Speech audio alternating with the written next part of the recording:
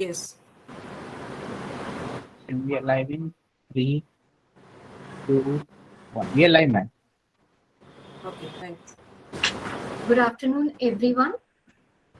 On the behalf of an organizing committee, principal, and management of our institute, I would like to welcome today's incredibly talented and versatile speaker, Dr. A. Ganasoundari, founder and managing editor of Rehoboth Academic Services, and participant researchers to the second day of the 2 days national webinar, Nuances of Research Integrity. The event is organized by the Research Committee and Internal Quality Assurance Cell of Guru Nanak Khalsa College of Arts, Science and Commerce, Mumbai, under the aegis of RUSA. Good scientific writing is a crucial skill for the researchers, and an ability to present research findings through a clear, concise, accurate, and well organized reports is of paramount importance for a researcher to be successful. Scripting a doctoral thesis can be an eternal struggle. Working on the bench or field may not be as daunting as the task of presenting the results in the form of theses. And here comes a helping hand from an expert who has been facilitating a smooth sail of countless researchers through a stormy phase of writing research outcomes in the climax document called thesis. Today's session would certainly give you a new vision to look at the core elements of theses, right from the selection of the topic to composing the conclusion. More structured approach to the scientific writing would be elaborated in this session entitled as Art of Thesis Writing. Before I invite Dr. Meeta Rakesh, convener of Research Committee and this event, to introduce our distinguished speaker, I would like to remind participants to fill in the feedback form after the session. The certificates will only be provided to the participants who revert through the feedback forms for both the days. Also, I request all the participants to be on mute mode with their videos switched off to avoid noise and disarray. Of course, this information is for the participants who are joining through Google Meet platform. Now I request Dr. Neeta Madam to please take over. Neeta Ma. Yeah, thank you so much. Am I audible? Yeah. Yeah. Thank you, Dr. Preeti. It's an honor and privilege to introduce this amazing and inspiring women with such an illustrious career. As Dr. Preeti mentioned, today's webinar will help to create awareness among the scholars to understand the importance of academic writing by none other than Dr. A. Ganasondri, who has expertise in content writing, editing, proofreading, training, and consulting. She is also a specialist copy editing trainer. She is the founder and the managing editor of Rehoboth Academic Services, which is supporting research scholars, I think, across the globe since 2013. She has 20 years of experience in editing, training, and operations, and she has worked in publishing, then in information technology enabled services industries and BPO. She conducts many open house certification courses on copy editing and proofreading, and also conducts workshop on thesis writing. Madam has conducted art of thesis writing workshops in various cities of mostly southern states, also in Gujarat, Assam, and maybe Madam, this is first time that she's conducting this workshop in Mumbai. Dr. Ganasandri writes academic materials, including conference papers, scientific documents, research proposals, essay, PowerPoints, brochures, business plans, blogs, magazine articles, and many documents. Madam's last corporate assignment was at head of operation at NXS, and prior to that, she had worked in Laserbird's DGM, then Ara Donley, and Scientific Publishing Services. She has published many papers in international journals, and she has expertise in conducting statistical analysis, including ANOVA, regression, structure equation modeling, path analysis, etc. And the best, I feel the best certificate which she has achieved is an international from the International Association is a Six Sigma Black Belt certificate, which helps in solving real world problems for the company. As I understand, the Six Sigma belt you can achieve, black belt you can achieve only after completing white belt, then yellow belt, and then green belt. I'm not very aware of this, but I'm sure this is a big achievement, a great achievement, which Madam has done it, has completed successfully. So, dear participants, please join me in welcoming once again and inviting Dr. A. Ganasandri to share her insights on thesis writing. Please, Madam, the screen is all yours. Thank you. Thank you, ma'am. Thank you, Preeti, ma'am, as well as thank you, Dr. Neeta. You have been really kind in order to accommodate me, and I'm sure there are so many others in this line. But in spite of all that, you have given me opportunity, and I'm eternally grateful to you for that. Thank you so much, ma'am.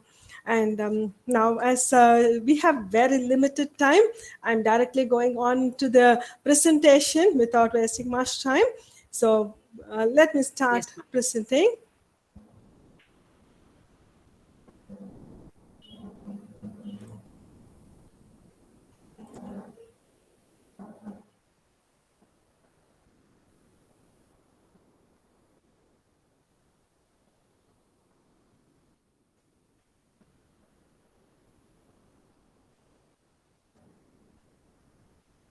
Yeah. Okay. This art of thesis writing, as Preetham so beautifully she explained, it looks so simple, but at the same time, as you know that thesis writing itself is an art. Yes, doing the research is a mighty task, as everyone knows. It's not going to be easy, but after completing it, you need to write it. If you have to write it, there are certain nuances that you should be looking for.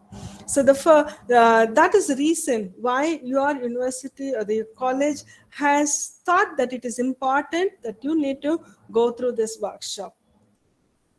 Okay, now before even we move on to this, we also need to set a direction as to choosing a topic and developing a research question, formulate thesis, writing the thesis, all that we will be covering today within the given time for us. That is actually, I'm supposed to be completing it at 4:30. Okay. Without much ado about it and others, I'm directly going on to selecting the research topic.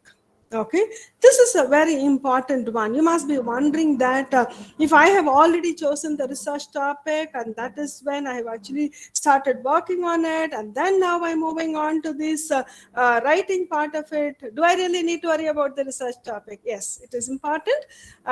Research topic is very important. You need to have a topic which is relevant and which should also be timely, and at the same time it should also have novelty.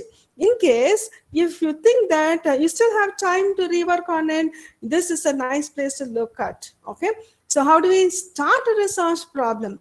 This will be useful for you even if you are planning to write a research paper for which you also require the researcher topic. Okay, so how do you start with that? You start with the interest that you have.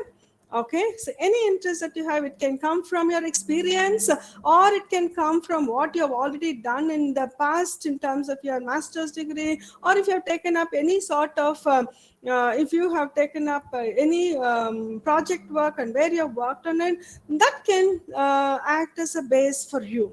Okay, and this topic, which about the research problem that you're choosing, it should also be theoretically and conceptually sound.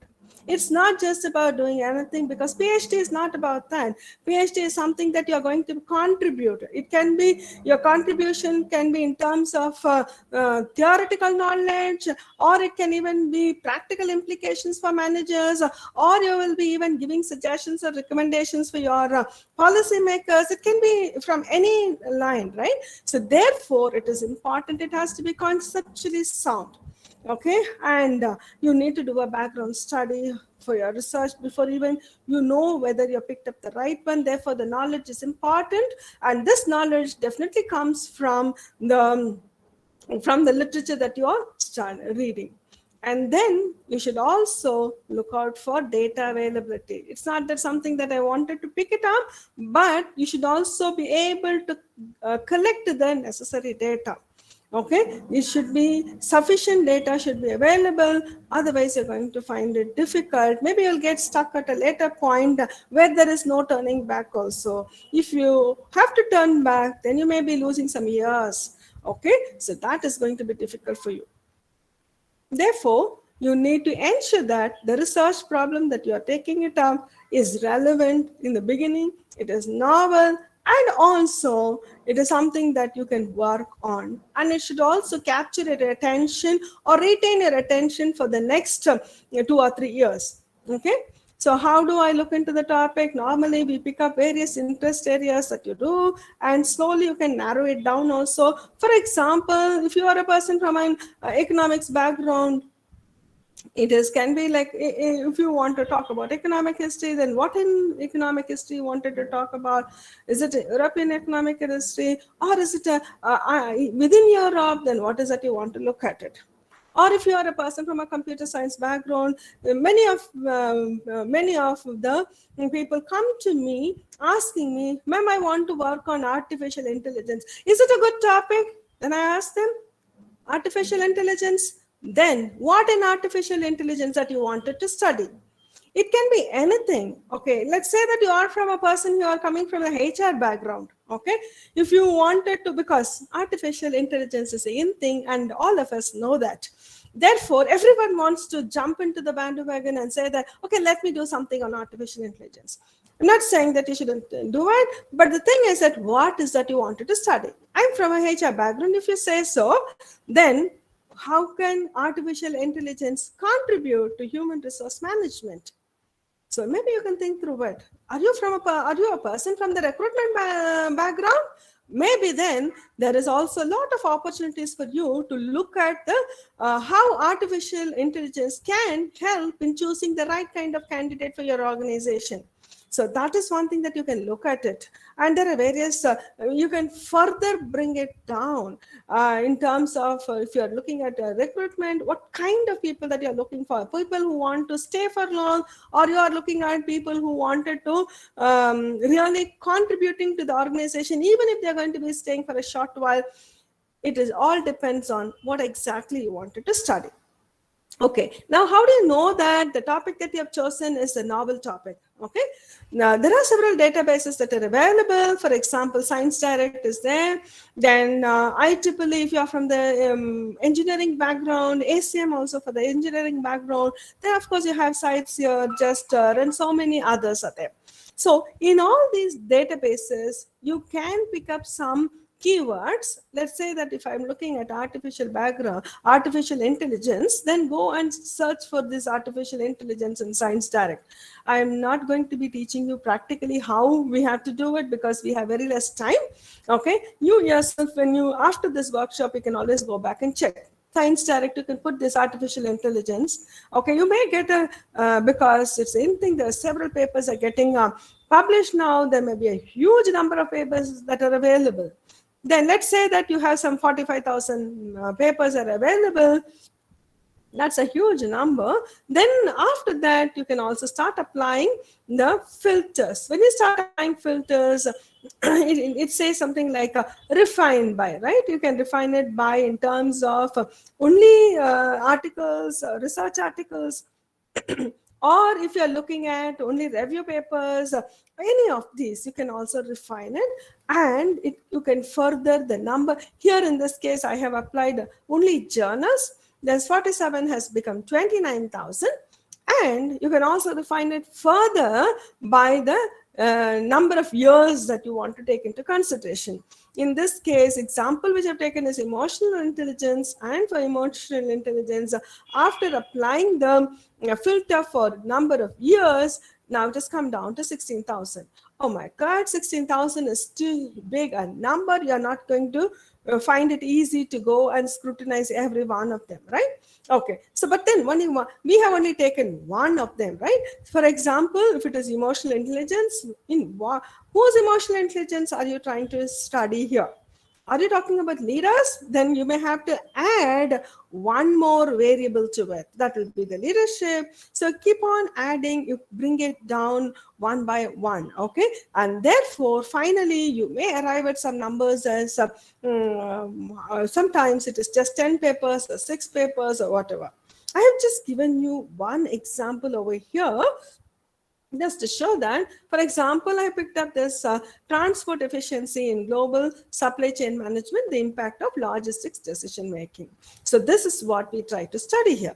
And in this case, what I have done is I have taken the 3 databases. Normally, do not satisfy yourself with just going through only one database, which is just not sufficient. So what you should be looking at is at least 3 or 4 databases you should be looking for. In this example, which I have picked up, I've taken Science Direct, Emerald Insight, and JSTOR. Okay, by the way, for searching Science Direct, it is free, so you do not have to worry.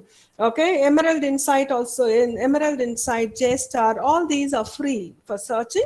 Of course, if you have to download the papers, if it is open source papers, you may be able to freely download them. If it is not open source, you may only get the abstract. Okay, all right. So what is that I have done? I have applied certain filters here. In the main keywords that I've used here is, first thing is supply chain management. Okay, supply chain management, and the subset that I'm using here is logistic decision making and transport efficiency. In the first search in Science Direct, when I use supply chain management, only the research papers that I've seen, along with the subset, I've seen that it is 66 papers I could get in Science Direct, and Emerald Insight, it was 29, and JSTOR, it was 18. And then I applied another filter called last 10 years. 66 has become 58, 29 has become 24, 18 has become 6. So we added one more keyword, and then we tried, it was 1, 5, and 0. So altogether, if I put it, there are only 6 papers, right? And with the specific industry, there were no papers at all. Okay, so there were no papers at all, which means that I have at least 6 papers. These 6 papers, since the number is too small, it's always easy for you to go back and download these papers, go through them, and understand if those papers are exactly what you are planning to do. That means there is no novelty. Okay, these are papers somewhat related to what you wanted to do. Then you know that these are papers which can help you, but at the same time, you know your topic that you have chosen is novel.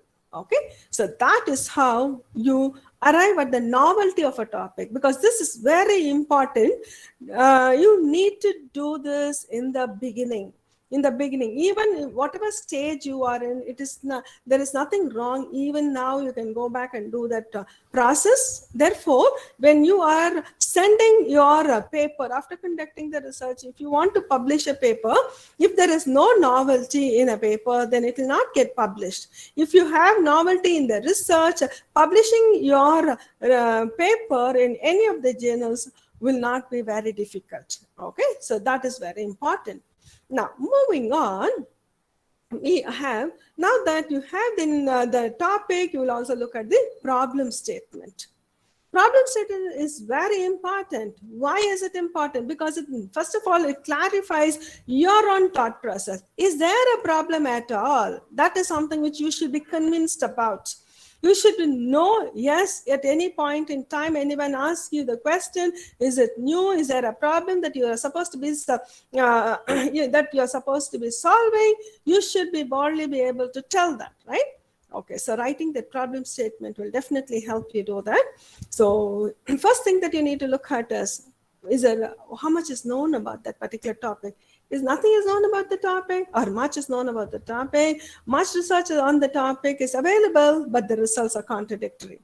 There is this opportunity you can always pick up. That is, if there are lots of research which are done, but still, if the results are contradictory, still you can look at this. Why? See, for example, let me tell you, I'm sure most of you drink coffee, right? So you know that you also get to read that drinking coffee is good for health. And there is also another school of thought which says that drinking coffee is not good for health. Okay, so the both results are there. So what's wrong? So in what situation it is true that drinking is good, or in what situation it is true that drinking coffee is not good? So that is something that you can always explore and come up with some findings which will be helpful in establishing the one or the other sides of the argument. And then develop a narrowly defined question that can be investigated with a reasonable amount of time and efforts. Ensure that the question is not too broad that you will be doing research forever. Okay, that is not going to help you. So it should be broad enough, but at the same time, you should be able to finish the thesis or the research within the given time. And it should also be interesting enough that it should retain your interest for a period of time that you are meant to do the research. Because I have seen a lot of people come to me who come and tell me, ma'am, I'm so interested in this topic. Okay, and after 3 months, again, they come back and say that I want to change my topic, I want to do this because I think I'm getting bored with the topic. So that is not going to help you. If you're going to be changing the topic, you'll never be able to complete your research. Okay, so pick up something which will be interesting to you, something you have passion about. Okay, so something that you really want to find the answer for. That way, it will be good for you. And then how to conceive a problem statement. So these are some of the steps that I put it forward for you. Number one, what is a problem? What is a problem? So that comes from your own interest in the research. Why did you want to do the research, right? Something you wanted to find out. That is where you found that there is a problem. Okay, for example, let us say that there is bullying in an organization. Okay, all right, and you also find that a lot of people are undergoing through a lot of stress. Okay, and the thing is that when people leave, organizations don't understand. Suddenly there's a lot of churning within the organization, and organizations don't understand. First thing everybody thinks is that people are leaving because the pay is not sufficient. Okay, that is the first conclusion everyone arrive at. But the fact is that not many people want to leave an organization just because they are getting another 1,000 rupees extra in another organization. They may not want to leave for that. But then there may be certain underlying problems are there. For example, people are leaving is your problem, right? That is what you have seen in your organization. You want to work on it. Then now, what could be the reason? So how do you know it is a problem? Because of course you came across it, or in addition to that, you also go back to the literature and find out, is this a real problem at all? Intention to leave, is it a real problem at all? So you come across with it, you find out from the literature.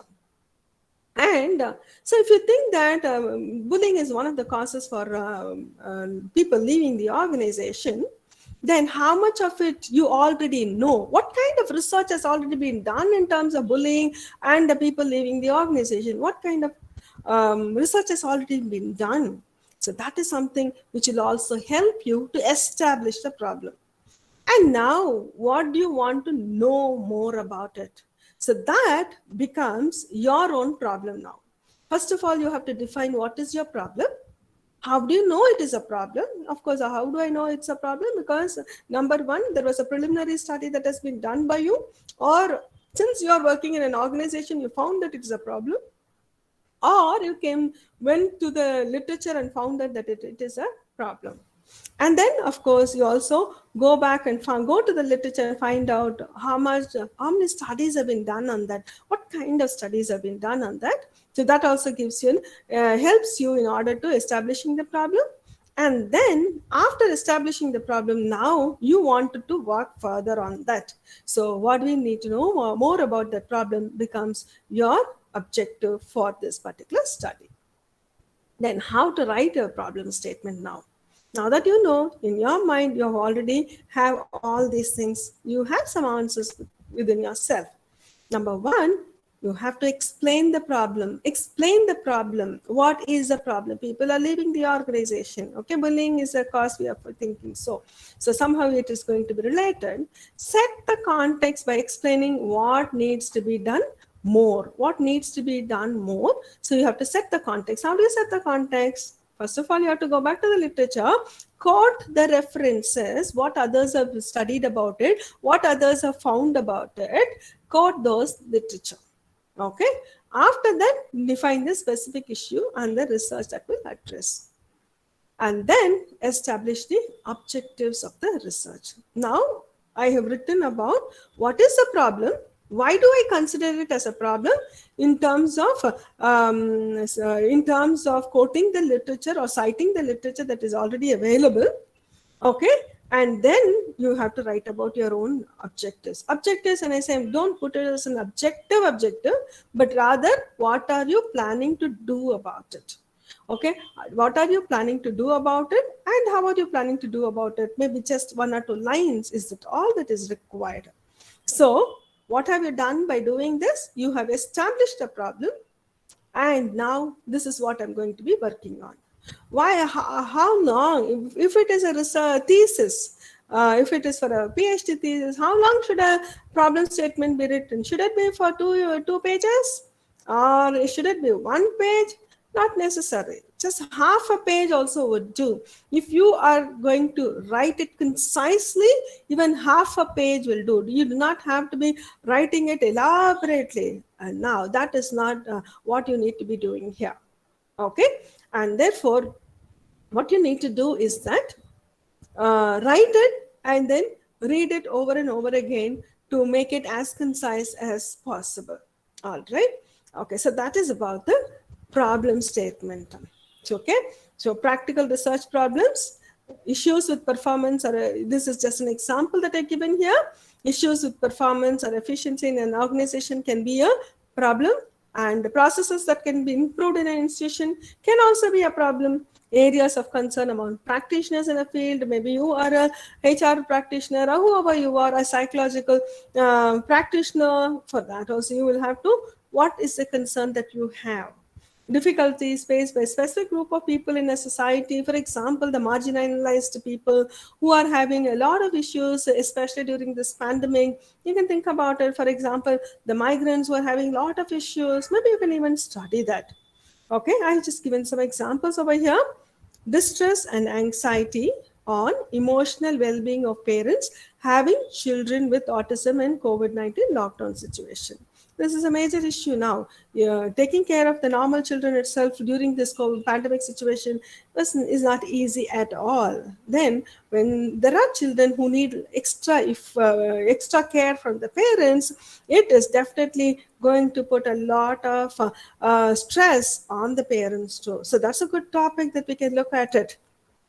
Or if you are from the computer science background, perhaps you will also want to see application of artificial intelligence technologies and enhancement of customer satisfaction in service industries of India. How can artificial intelligence help the customer satisfaction, especially in the service area industries?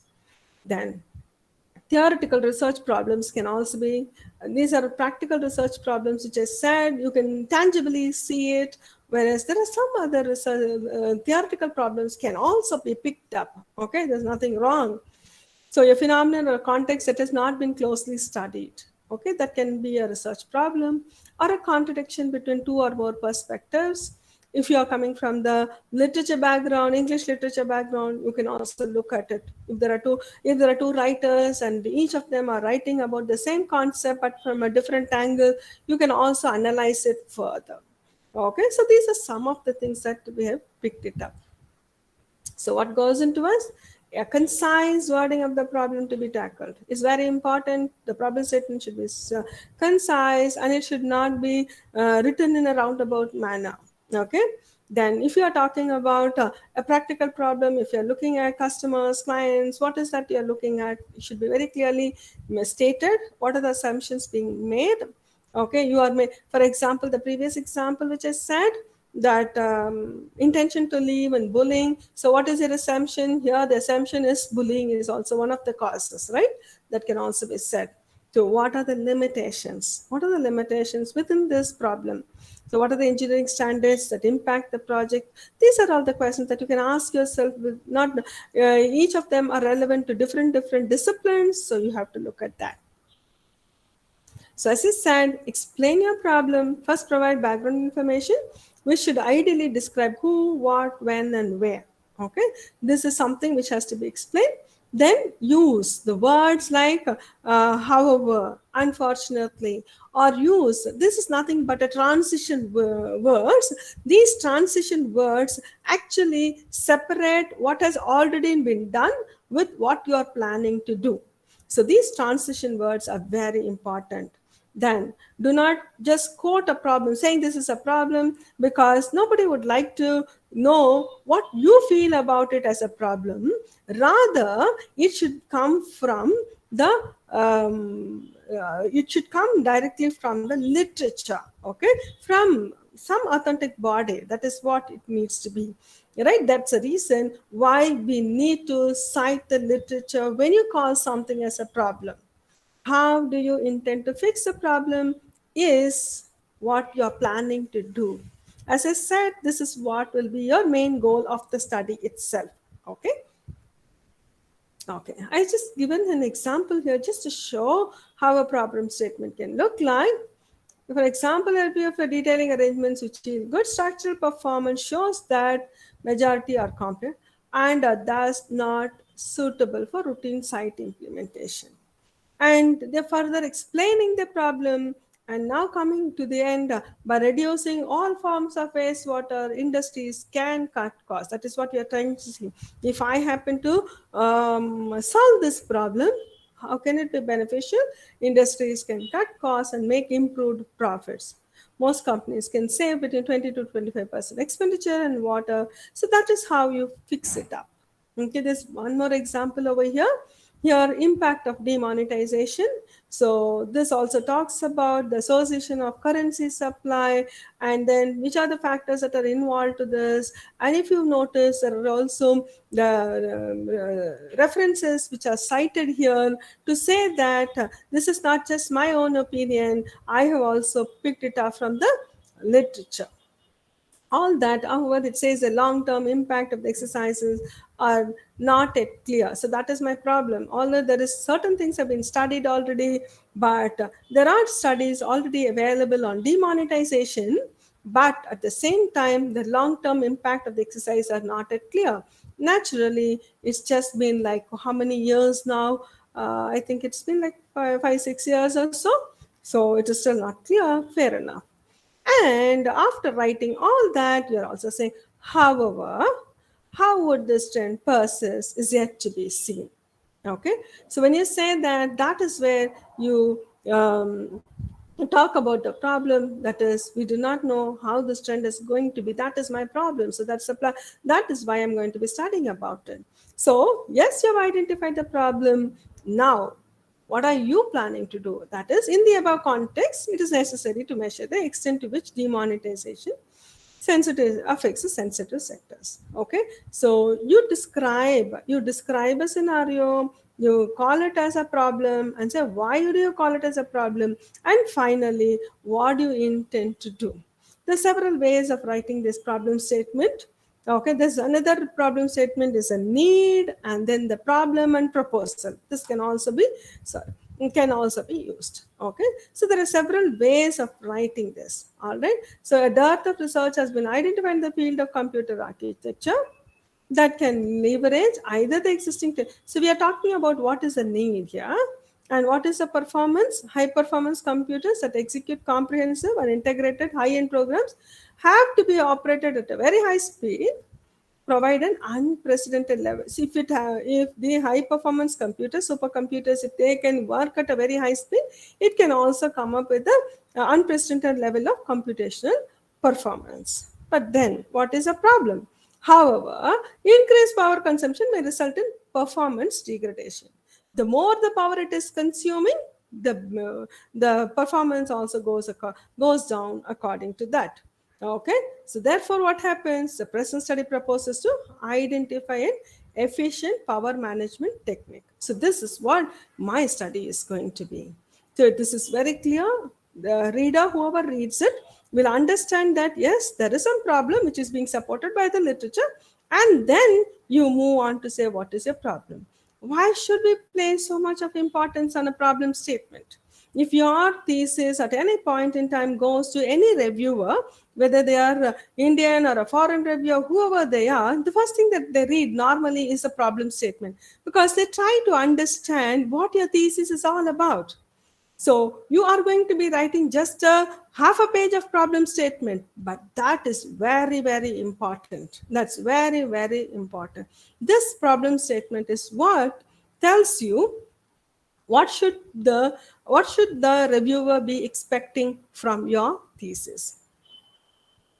Now, so that is about your problem statement. Okay, let us move on to the research questions. Okay. I think I will be giving you opportunity to ask questions at the end. In case if you have some questions, please do write it down. Therefore, I will be able to address it. Research questions. What are research questions? How important are these? Why should I be writing a research question at all? Okay. Research question, is it necessary for all disciplines? Not necessary. There are some disciplines. For example, if you are coming from a research engineering background, you may not be writing any research questions at all. That's fine. Okay. But if you are coming from a management background, yes, definitely you'll write a research question for which you are trying to find out an answer. So research questions are important depending on the discipline on which you are working. Okay. All right. So research questions forms a critical component while designing the review protocol and must be deliberately formulated by researcher, keeping the intention of the review in mind. What are you planning to do? That is what it is going to be. For which are you planning to find answers for? That becomes a research question. So it plays a pivotal role to perform the scoping of literature. If you don't have a research question, if you don't know what you're going to be finding answers for, what would you do when you go and search for literature? You'll be just searching all over the place. But then the time that is given to you for you is very limited. 3 years is such a short period. You will not be able to complete everything, right? So you cannot be going all over the place. Instead, you need to be focused. These research questions helps you to remain focused. Okay. So the goal is to achieve the objectives of the study. And while selecting research questions, how do you go about selecting it in the first place? First of all, you know the problem. Okay, you know already the problem. And then in order to find more answers from your research, you will have to read extensively. Yeah, you'll have to read extensively, or the research questions can also arise from your professional experience or personal observations if you have already made some. From that also you can get. Then make a list of all the possible research questions. I generally tell people to make at least whatever comes to your mind, and from whatever literature that you have studied, and all the questions that arises in your mind, and that can be written down as a research question.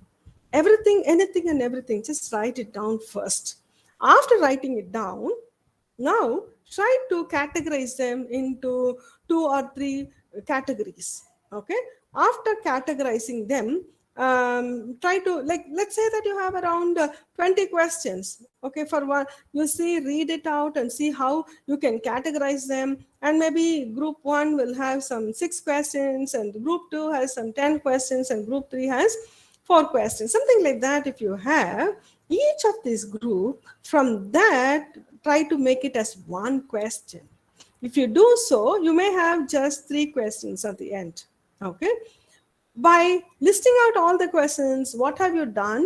You have actually thought through every one of them, whether it is important, not important, all that you have thought through, and based on that only you categorize them. And finally, you have also narrowed it down to just 2 or 3 questions. Okay. Try not to have too many questions. Okay. If you can club them into one question, if you have 4 or 5 questions, and if you can club them into one question, you may have to do so. And research questions are something for the answers should not be available immediately. Okay, it should not something it is already available. Clear? Okay, then it should all focuses on a single research questions. Generally focuses on single topic, and the problem should flow from your research problem to keep your work focused. Okay, it should flow from your own research problem. Then it should be answerable using primary or secondary data. Let's say that the answers are already available. So you write a research question and you know the answer. That is not a research question at all. If you already know the answer, then why do you want to do research about it? Any research question that you frame, you should not be able to have the answer already. This answer should come from the literature or from the data that you're going to be collecting. It can be your primary data or your secondary data. Answer cannot be available upfront. Then does not ask for a subjective value judgment. Research question is not about a subjective value judgment. Keep it in mind. This is very important. Don't use words that can cause bias. Okay. Then, is marketing strategy more important than operating strategy? It would have been a research question. And then, do not frame questions which are asking why, because why questions are generally, you can have so many answers for that and it can be too elaborate. So it may become difficult for you to answer them. Oh, okay. And there are often so many possible causes that research project can't give a thorough answer. Maybe not necessarily you'll be able to be a thorough in your answer. Instead, focus on what or how questions. This would be better. All right. So this is one of the examples, some of the examples that I put it up over here. This is the topic, effectiveness of professional social networking sites for job recruitment. So what is the research question here? What are the characteristics of professional social site networking sites that help in persuading the job seeker towards favorable attitude formation? You look at this other example, existing security frameworks in smart grids to mitigate the risk. So what is the question here? What are the existing security risk management framework that have been implemented in smart grids for risk evaluation, assessment, and mitigation? For this, the question actually came from the literature review. Okay, for this, of course, it came from the primary data. So the answer you may be able to get the answer either from the literature or from the primary data or the secondary data. When you talk about primary data, it can also be quantitative or qualitative by nature. This is the topic, okay, the challenge of cybersecurity as a strategic management. Okay, this one of the questions which has been given here, discuss the connection between the cybersecurity and strategic management. Is it a good question? Would you say that it's a good question? Discuss the connection between. It doesn't look like a question at all in the first place. We are not going to be discussing. That is not what you are planning to do. We are going to be asking or posing a question. Okay? What impact does the theft of data have on organization? So this also, if you see the second question, if you see, this is an easy question because generally you will be able to quickly get the answer from the from any of the literature also. Then, what strategic models used for cybersecurity will be relevant in the Indian financial industry context? This question seems to be much better. Why is it better? Because what strategic models used for cybersecurity will be relevant in the Indian financial industry context. There may be several strategic models that are already available, but at the same time, which will be suitable for Indian context. Okay. And how do you know it is going to be suitable for Indian context? Naturally, you will first of all, go back and find out what are all the models that are available and find out its appropriateness for those countries for which it has been developed. And based on that, now you pick out all the advantages and then find out whether it is going to be useful for the Indian context. Is it useful? So that is how you have to be studying. So if you look at it, research questions or something, it is not that you already have an answer for it. You cannot have an answer for it When you are writing it, if you can find an answer, that means it is not a research question. It has to be very focused to your study. It should be worded in such a way that it is a question. Okay, it is not a statement, it has to be a question. And it should also be it's also relevant to the topic that you have chosen, for which you should be able to find answer within the given period of time. That's very important. Within the given period of time is very important. Okay, so some of us may want to work on a research topic which is so elaborate, it will take at least another 10 years to complete. Do you really have that kind of a time to do PhD for 10 years? I think you really have to. If so, you have to think about it. Okay. Therefore, what I would suggest is that try to narrow it down. Therefore, you are able to complete the task within the next 3 years. So this is how it should be. And yes, you may be a person who are very interested in research. You're very interested. You really want to go into the depth of it and all. Yes, it's good. What you can do is first complete your PhD, submit your thesis, continue to work on it. No one is stopping you from doing the research. So continue to work on it. You can publish more papers. You can add more and more papers to your resume also. That can be done later. But for your thesis, just focus on any one and try to complete it. Okay. Now, research question is something we already had the problem statement, from which we also try to put forward certain questions, and then now we need to write our aims and objectives. Aims. What do you call as an aim? And or should I say, what is the difference between aims and objectives? What's the difference between aims and objectives?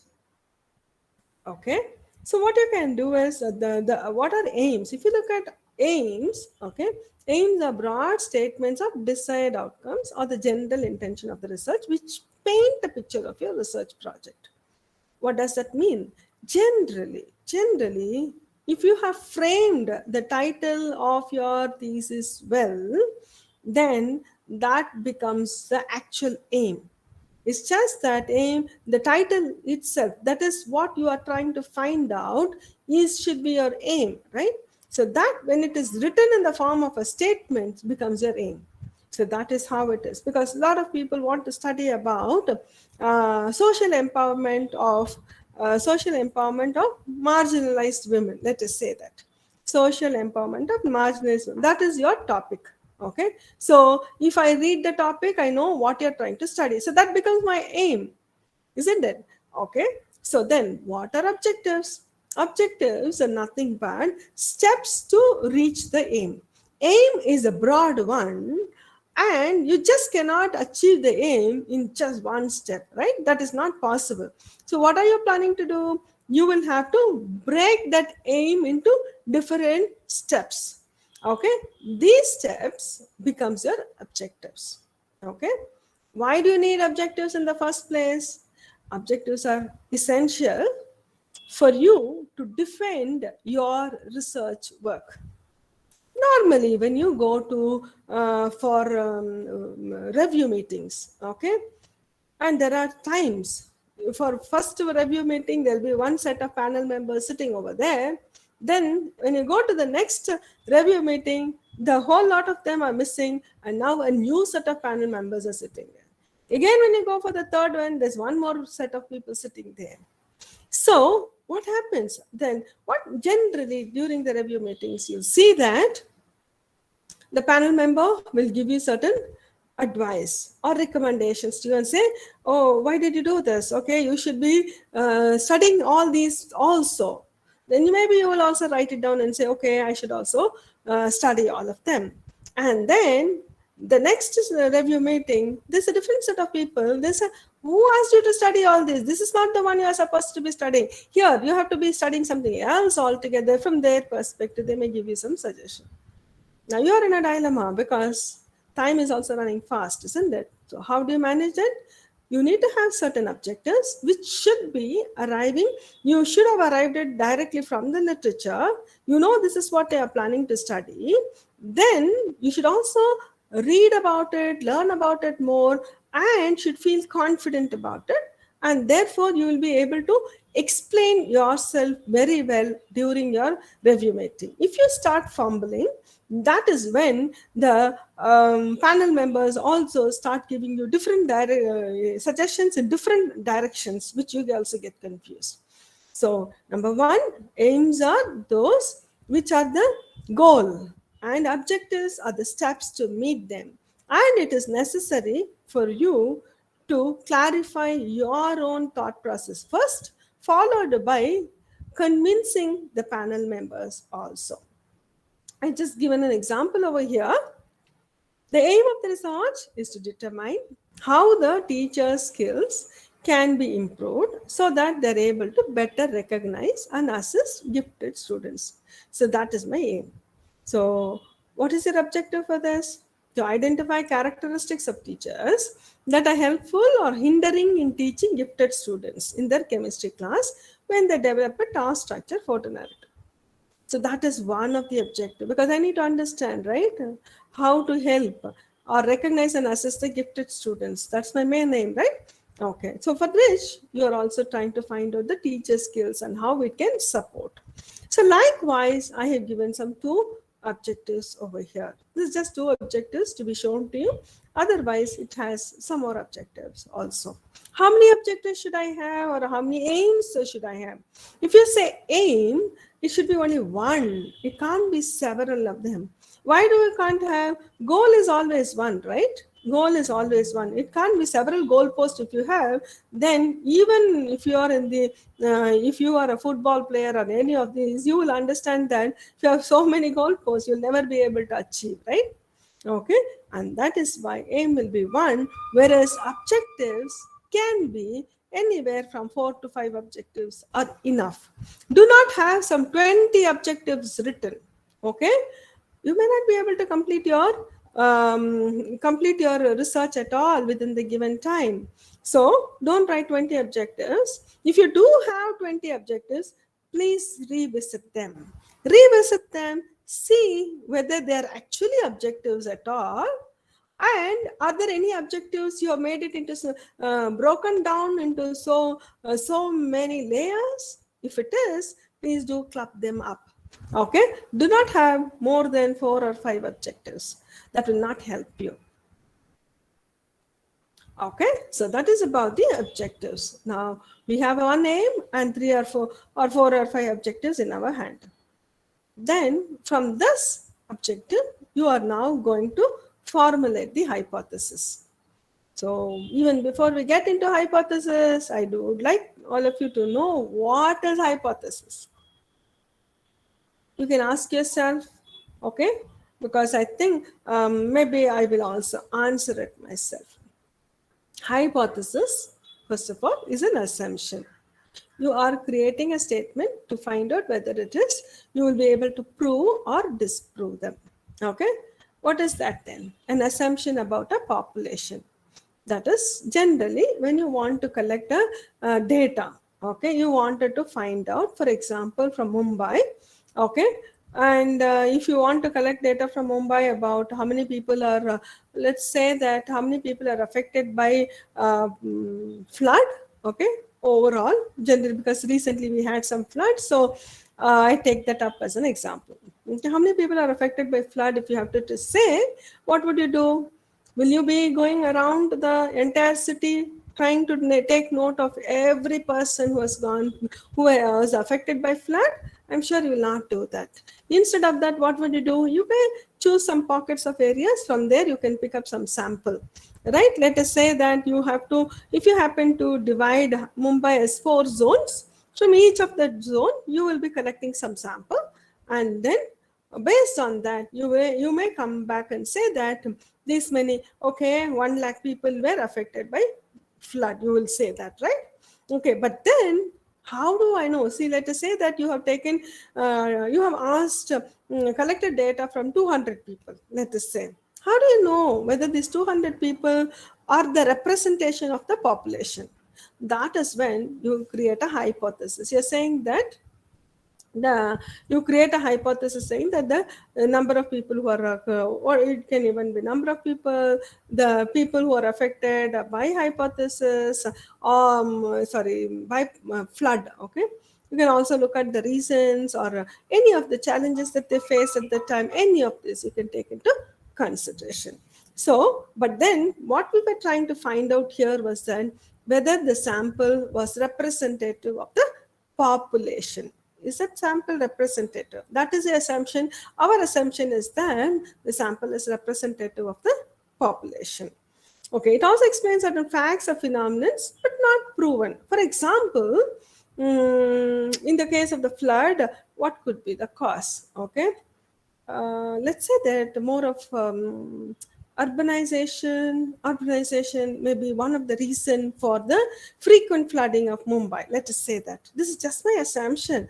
Okay, you can prove me or disprove me by creating this hypothesis, collecting data, and finally saying that no, it is not that. Urbanization has always been there. We have been having this problem for so many years. This is something new. Maybe you can come up with something else later. Maybe some may come back and tell also of the climate change that is happening. Yeah, but one thing that is understandable is a hypothesis is a proposition that is empirically testable. You collect data and then go back and test it. Okay, this is important. So a hypothesis is not something that you cannot find answer for. There are two types of hypothesis, null hypothesis and alternate hypothesis. Null hypothesis is nothing but stating the status quo. That is no effect for anything. That's what you're trying to say. Students who drink caffeine will not be able to memorize information faster than students who do not drink. Students who drink caffeine will not be able to memorize information faster than students who do not drink caffeine. That is my null hypothesis. Okay. Then my alternate hypothesis can be there is no. I have taken. Okay. My alternate hypothesis is students who drink caffeine will be able to memorize information faster than students who do not drink caffeine. Here we said who drink caffeine will not be able to memorize. Whereas here we are saying who will be able to memorize, because we are going to be testing out caffeine. Maybe we will give to each of the students, perhaps we collect the data, give them each a cup of coffee before they start preparing for the examination, and we'll also see how effectively they are able to memorize information. Okay, so null hypothesis is a status quo. We say that caffeine has no impact whatsoever. In the alternate hypothesis, we are going to say that caffeine has an impact. Okay, that is what is the alternate hypothesis. Like, okay, in thesis, what is that you will have to write? Should I be stating null hypothesis? Should I be stating alternate hypothesis? In thesis, you can state null hypothesis or you can state alternate hypothesis, but don't mix it up. Two hypotheses in null format and two hypotheses in alternate format. Oh, that is not allowed. You either state everything as null hypothesis or you state everything as alternate hypothesis. Whichever way you state, your results are not going to change. Okay? The information that you collected are not going to change. For example, if students found caffeine or the coffee to be useful for them to memorize, that information is going to remain the same. That is not going to change at all. But how you are going to write your results will change. Okay, how are you going to write the results? That will change. For example, let's say that students found caffeine to be useful. Let's say that. In that case, if you have given null hypothesis, then you will say that you are rejecting the null hypothesis, you will say. Okay, and accepting the alternate hypothesis. You can either give null hypothesis or alternate hypothesis, whichever way you want to give. Ensure that you are interpreting the results correctly. That's very important. Okay, and when it comes to research paper, most of the research journals, if you see good journals, they normally state the alternate hypothesis. So for thesis also you can do the same. Okay, so that is about your hypothesis. Okay, now the question is, how many hypotheses should I be writing? Okay, should I be writing some 4 or 5 hypotheses? Yeah. See, there are people, there are some. In fact, there was one person who came to me, and he came to me with 54 hypotheses. Can you believe that? 54 hypotheses. Well, and then he said, no. I asked him, did you really check that? He said, yes, I checked it. Do you really think that we have to reduce it? He said, no, madam. Every one of them are important for me. So I couldn't say anything, but I told him, this is not how it has to be written. See, let's do one thing. We have to do something about it to reduce it. So finally, I sat with him and helped him understand what is a hypothesis in the first place and why it has to be reduced. And then we sat together and finally reduced the number. I think, if I'm not mistaken, I reduced it to 4 or 5, if I don't remember right. Maybe 5 or 6 hypotheses. I reduced it, and then some of them I clubbed them and then made it as a sub hypothesis. If you are a person, you have too many hypotheses with you, please read it, understand whether do you really need that many hypotheses. Can anything be clubbed, or can it be removed? Or sometimes, if it cannot be removed, at least club it or make it as a sub hypothesis. Anything that you can do, but please do it. Okay, you can't be having 50 plus hypotheses in your hand, even 20 plus hypotheses. Just for hypothesis should be, the main ones have to be created as hypothesis. Every t-test, every ANOVA, you may be doing some 10 t-tests and another 10 ANOVAs, and then some another 10 regression. For each of them, you do not have to give a hypothesis, remember. So you have to think about that also. Okay. Now, moving on to the conceptual framework. Conceptual framework is very important for any thesis, especially if you're coming from the management background, okay, social science background also. Conceptual framework is important. I'm not using the word theoretical background here. I'm using the word conceptual framework. I'm not getting into too much of details here due to lack of time. Okay. So what is the conceptual framework? It links the existing knowledge in literature and the current subject of research. Okay. Yeah. So the main thing is that linking of the literature with your own research. Okay. Based on that, you prepare your own conceptual framework. Okay. So now if you look at it, the primary purpose of the conceptual framework is to lead to hypotheses that are subject to testing. You find out what is available, what needs to be tested, go back and check in the literature, what needs to be tested. Based on that, you write a hypothesis. You don't simply propose hypothesis for the sake of it. It needs to have certain background from the literature. Okay, the theories are identified and then used in a conceptual analysis of the specific research problem. Conceptual background, in fact, a conceptual framework arises out of the theoretical framework. Okay.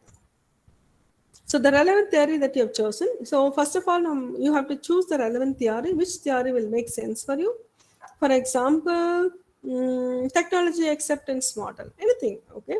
So if there is a specific theory, then how the theory can help in framing your own conceptual framework.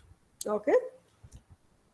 So you have to find the following issues, like it should be providing insights into one or more of the following issues. That is, sources of the research problem, possible solutions, relevant variables, because variables are important. It helps you to zero in on the variables too. Relationship involved in analyzing the problem, and hypothesis to be tested. Okay, I just given one example over here, or rather two of them. Okay, the theory of planned behavior. Okay, it is a theory that links one's beliefs and behavior. Why do you behave in a specific way? Okay, and what makes you to behave in a specific way? That is, what are the beliefs that you have which makes you to believe in a specific way? So here I have taken the example of use of plastic bags. For example, I am sure that now the Indian government have come up with a lot of restrictions on using the plastic bag.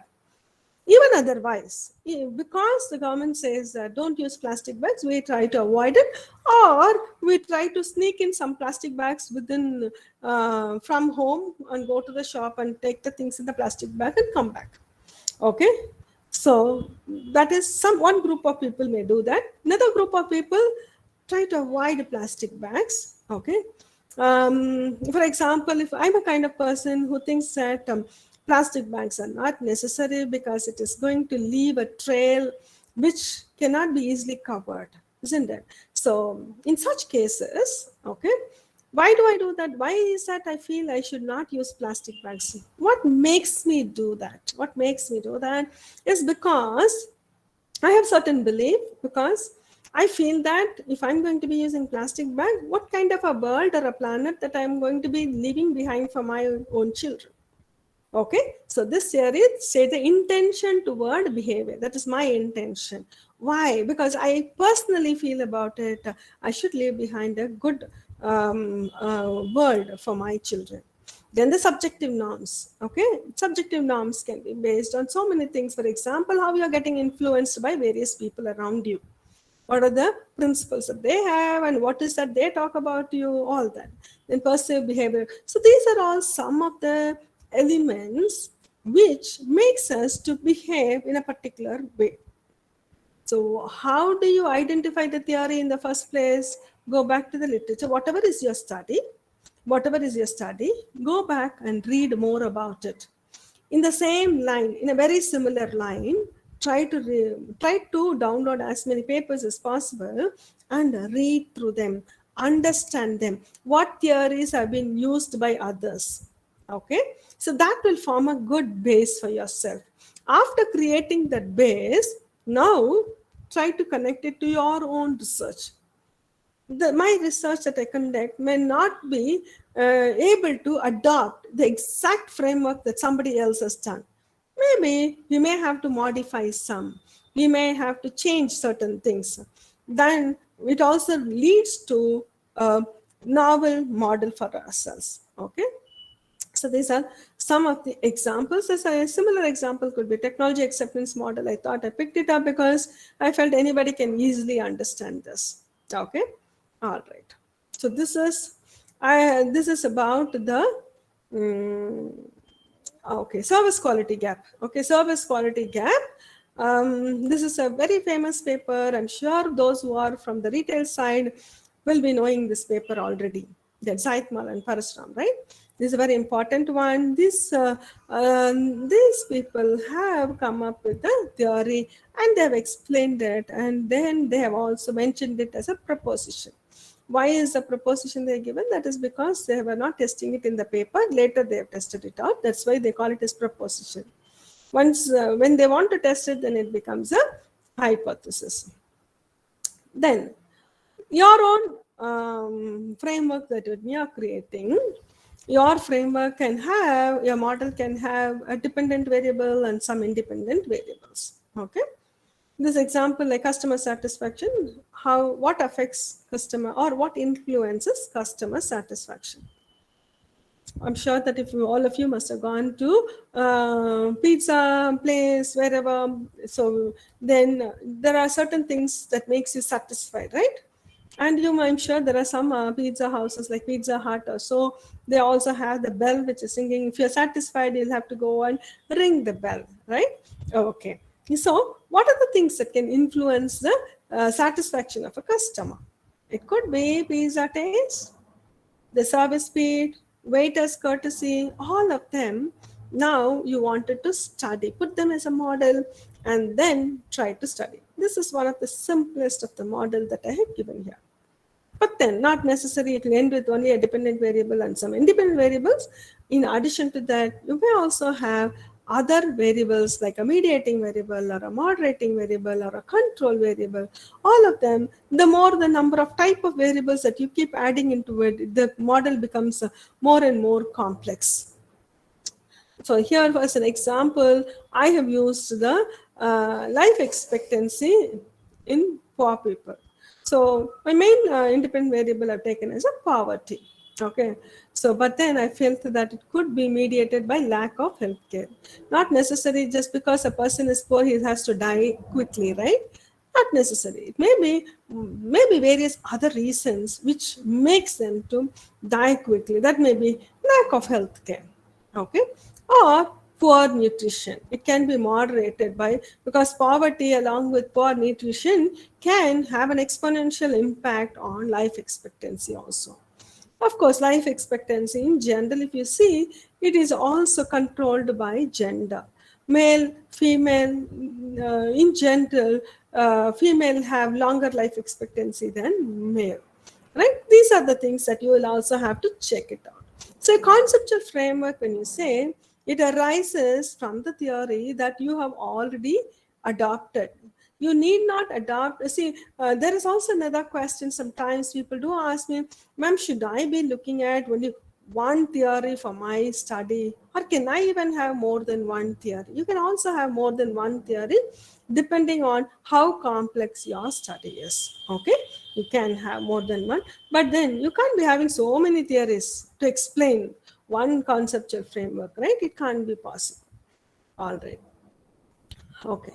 Now you have prepared the hypothesis also. Okay. After preparing the hypothesis, okay, you have framed the hypothesis. You can't test it now because you have to collect the data. So in order to collect the data, okay, you can use several methods to collect data. If you are coming from a management background, you may be collecting using the questionnaire. Or if you are coming from a life science background, then through your experimental findings, you will also be get the data. Okay, so those whatever the experiment that you have done, and for example, you may be collecting some data on hematology, or you may be collecting data on the outcome, life mortality as an outcome. It can be so many other things also. Okay, so data can be collected in various forms, but they can definitely be classified into qualitative and quantitative data. Okay, you may be adopting any kind of methodology also. It can be a qualitative approach, it can be a quantitative approach, it can be a case study. Okay, or mixed method, triangulation, so many methods you could have adopted. Depending on that, you may have to prepare the you have to collect the data. If you are coming from a finance background, maybe you will be collecting secondary data. For example, if you are a person who is studying about the NPS in the Indian banks now, you know that there is a major issue. So there is NPS is a major issue it is becoming, and you wanted to study about it and how they're affecting the performance of the bank. Then you may have to go to the RBI website to collect the data about all these banks. Okay, or if you are a person who want to study about a particular company, for example, you wanted to study about organizational justice. Okay, organizational justice and the performance of the people or the employees, if you wanted to study.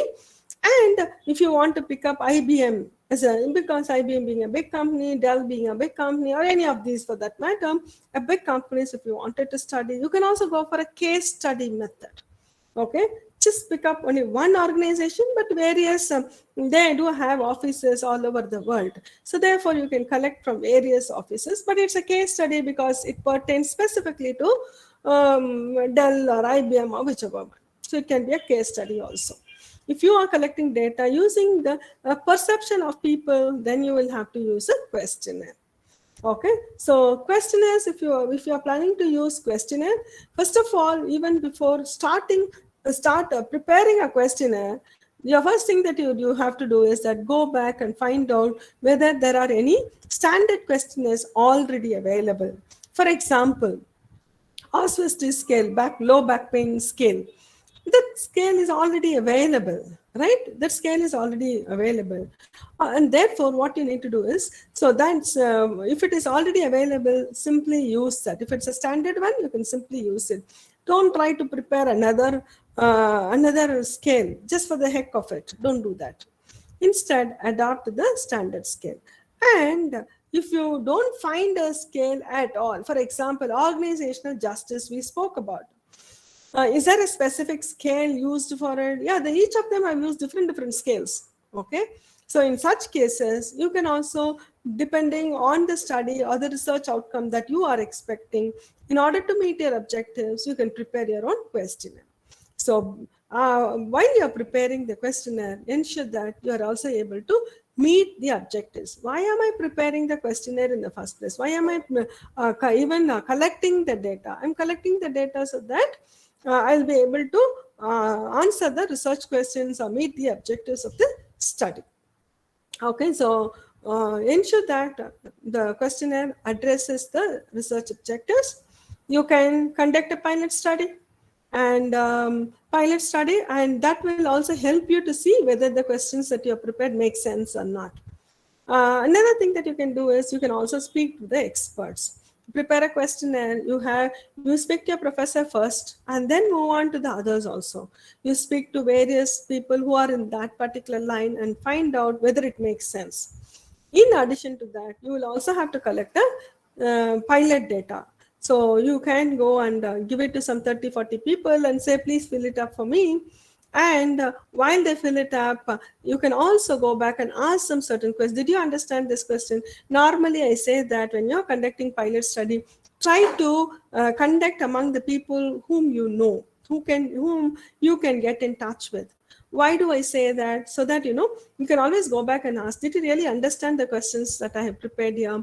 Does it make sense? You can always take their feedback also. That will help in reworking on the questionnaire.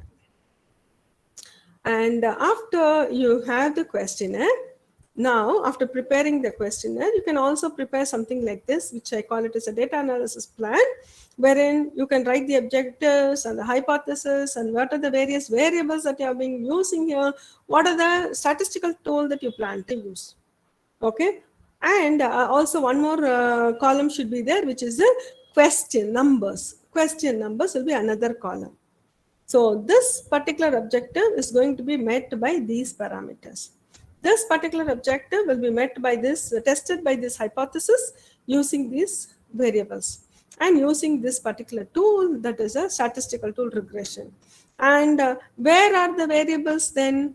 There should be another column in which you will also mention the question number. While you do so, it will be easy and ensure that all the variables, all the objectives are being met.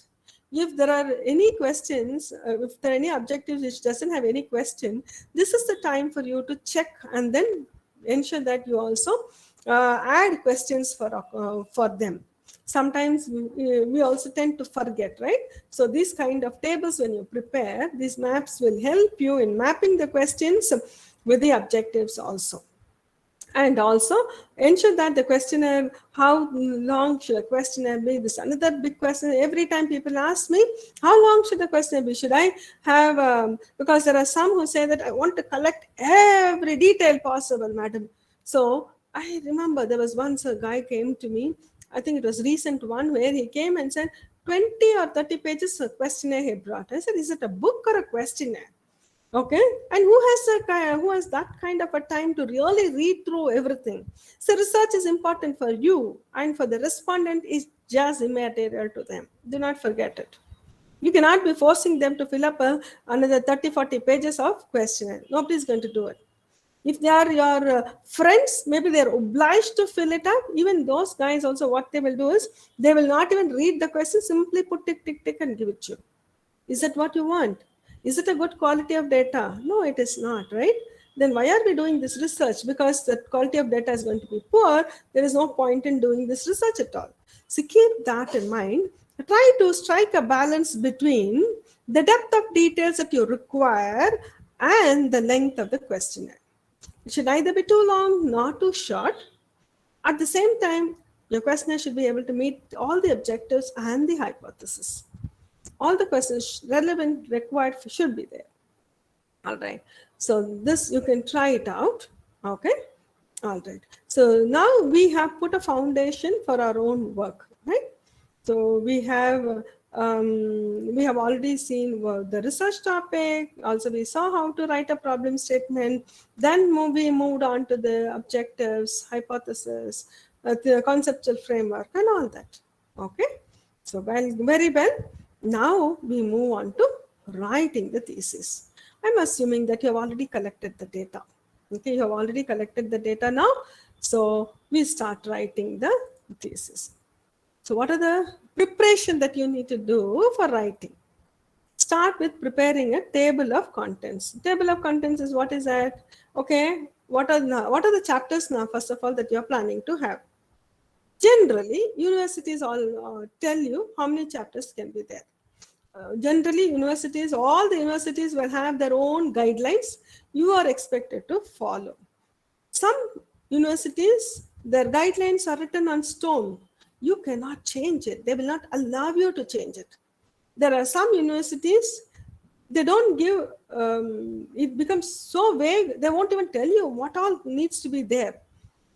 There are two extremes, but most of the universities will spell out what are the chapters that you need to have. Broadly, you should have an introduction chapter, then therapy of literature chapter, methodology chapter, results and discussion as a chapter, and then conclusions as another chapter. 5 chapters.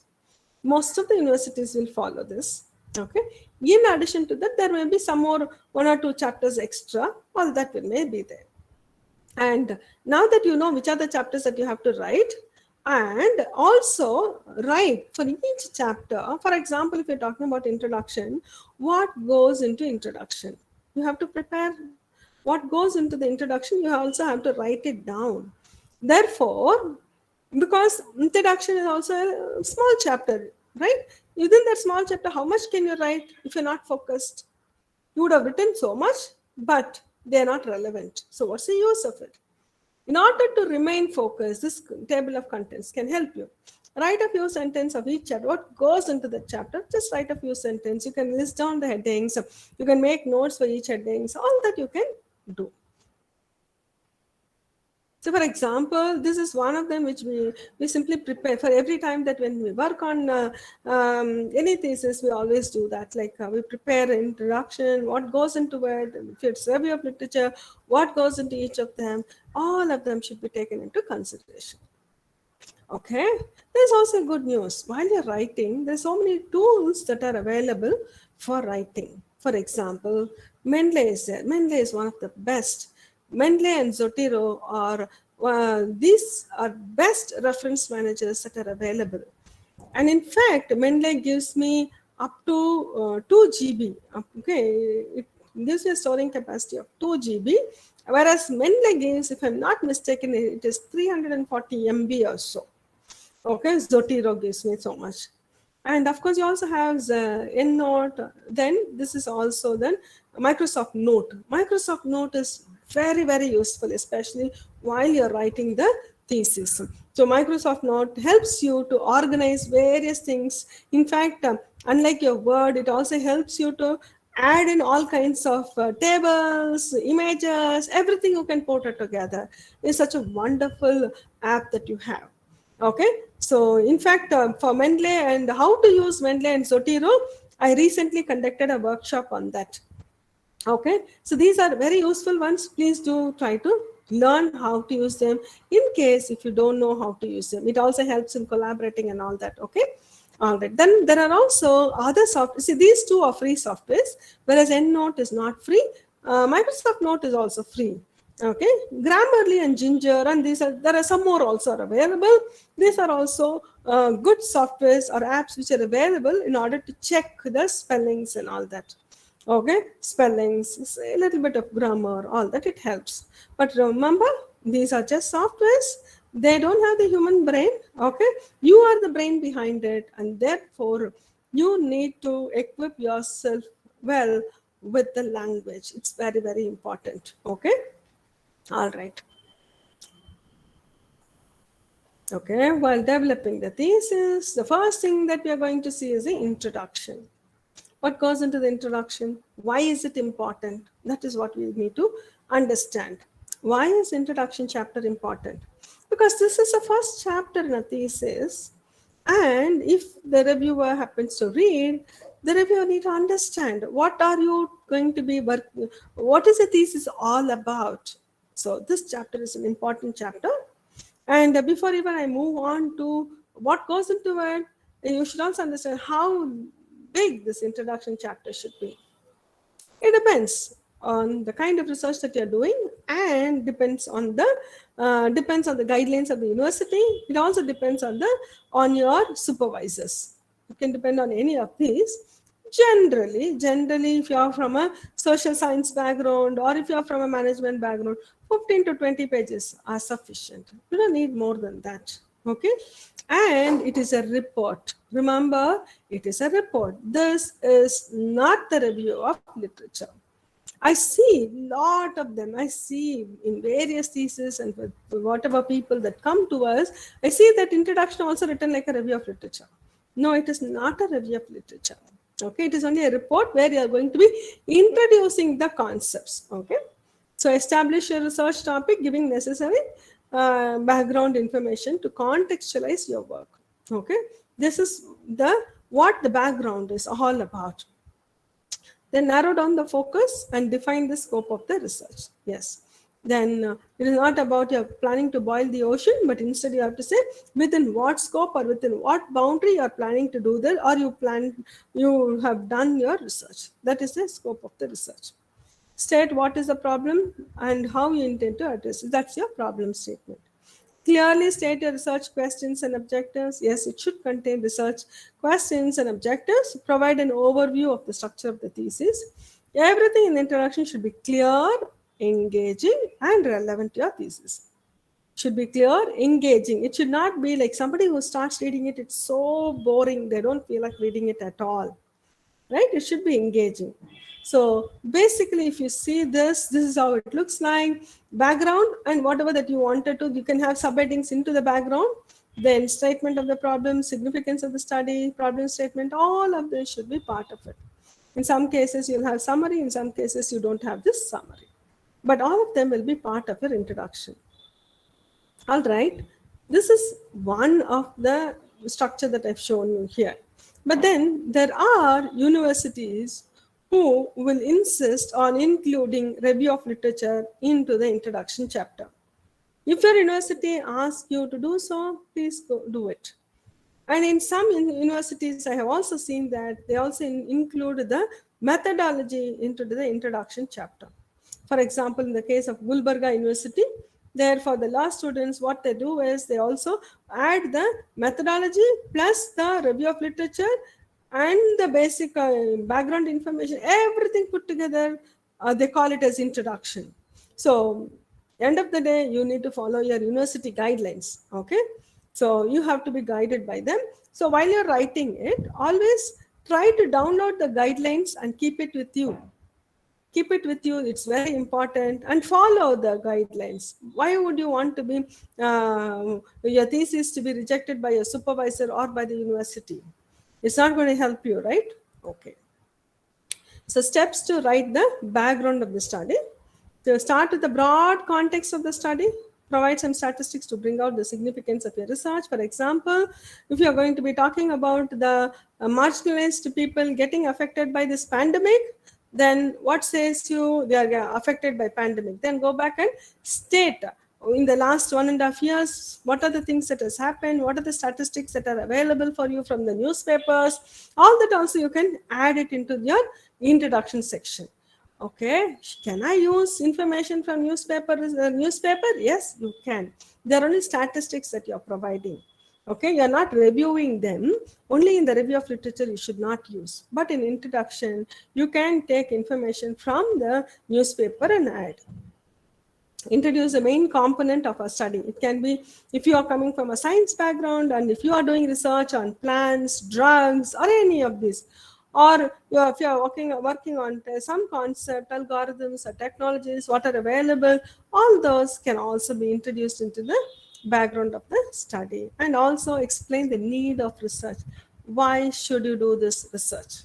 That is very important. Why should you do this research? What are you planning to contribute? No, so that is very important. So I just given you some examples over here for education, nanotechnology. We just given some of them. Okay. Provide some statistics. I said, for example, this is an education management thesis. since it is education management, they're also talking. If you see, India is one of the world leaders, only after China and USA.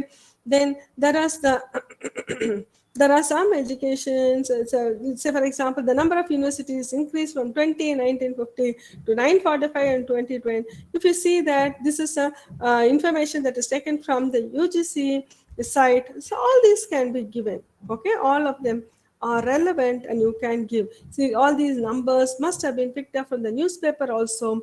It is allowed. Okay.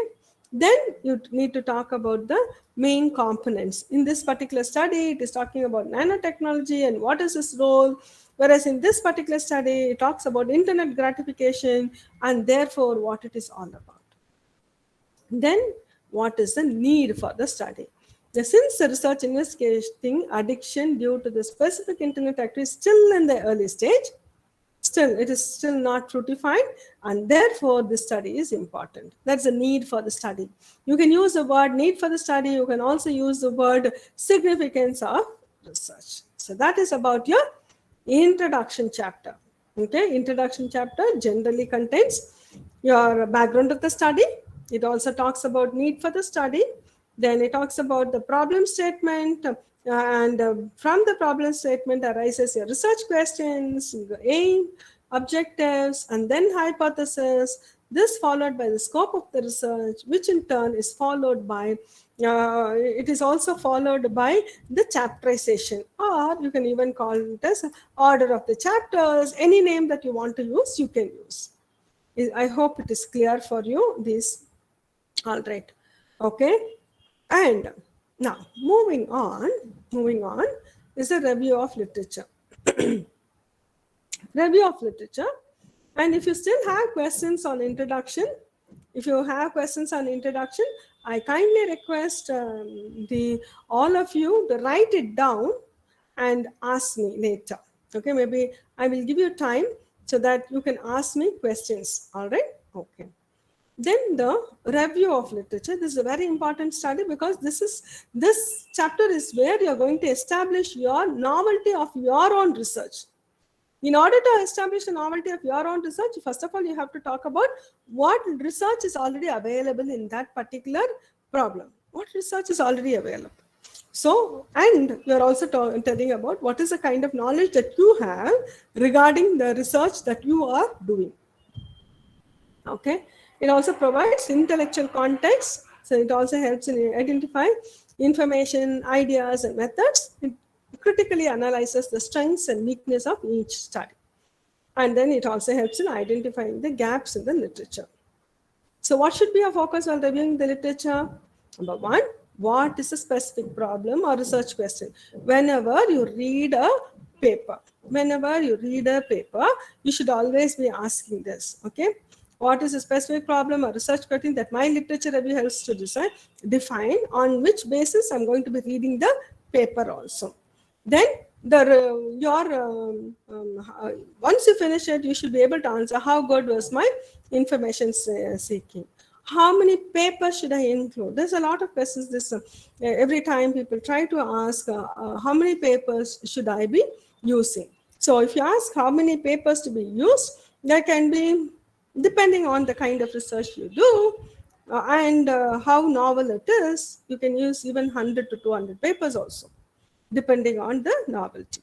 Then, when you are doing it, has it been narrow enough to exclude irrelevant material? Depending on the type of research that you have taken, it can be the last 10 years research, or in some cases, it can even be last 5 years. Why last 5 years? If there are too many studies in a particular area, then maybe even 5 years, if you have, let's assume that in the last 5 years, there are 200 studies. That itself, you will not be able to finish it, right? So that must be sufficient for you. Okay.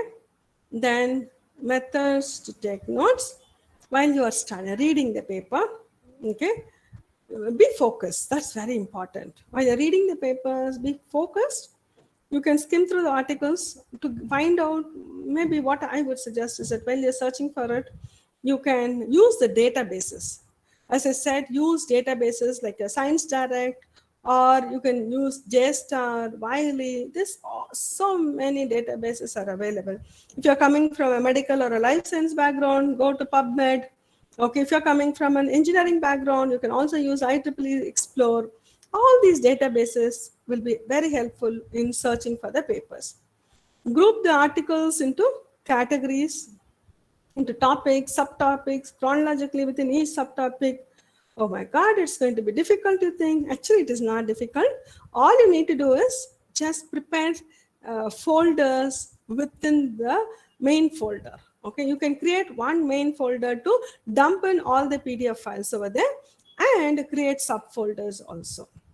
Okay, in fact, Mendeley will be one of the best app which is available to create such subfolders and all that, and you can put it in Mendeley. Therefore, you can search it very easily because there will always be papers which are going to be overlapping, right? There will be papers which are going to be overlapping, and if you are directly saving it into your laptop, you will find it difficult to search for them. Okay, it will be very confusing or difficult to search also. Mendeley will help you to search across the PDFs, right? So therefore, please use Mendeley, which will be helpful for you. Then organize them into sections, sub-present themes, or identify trends.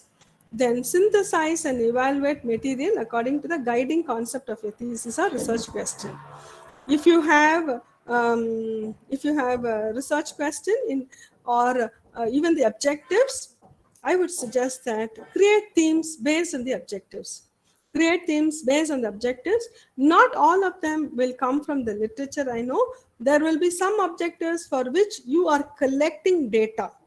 Okay, for which you are collecting data and you're going to answer according to that. But at least the rest of them, at least you should be able to convert your research objective into subheadings so that it's easy to plug them in. Okay.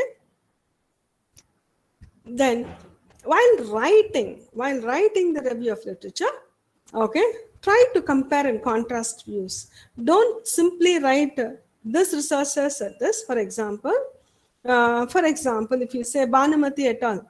2010 said this, then you take another paper and say Ria et al. 2020 said this. Okay, that is going to be, of course, in our universities, if you see, each reviews are written separately. That is fine. If your university expects you to write it separately, there is nothing wrong about it. But the thing is that ensure that they are somehow connected to each other. Okay, there should be a connection. It shouldn't be like each review doesn't have any connection within each other. It's going to be really tough. Yeah. Therefore, ensure to collect it. Okay. Now, after this, you can, I'm just giving an example over here. It can even be a critical review of writing. Review of literature can also be done. Mostly, this critical review of literature, if you see, foreign universities follow that. In addition, you will also see that in the, for any paper, okay, for any paper, if you see research papers, you will always write a critical review, right? So that same format you can also follow for your thesis. All right. This is another example that I put in. This is also a critical review wherein you're talking about delirium and its symptoms can be discussed on this. So then an exploratory study was done by these people. While the research was useful in understanding how much various symptoms can be used to explain delirium, the patients were unequally distributed across the different motoric subtypes. That means they're also trying the gap within this research.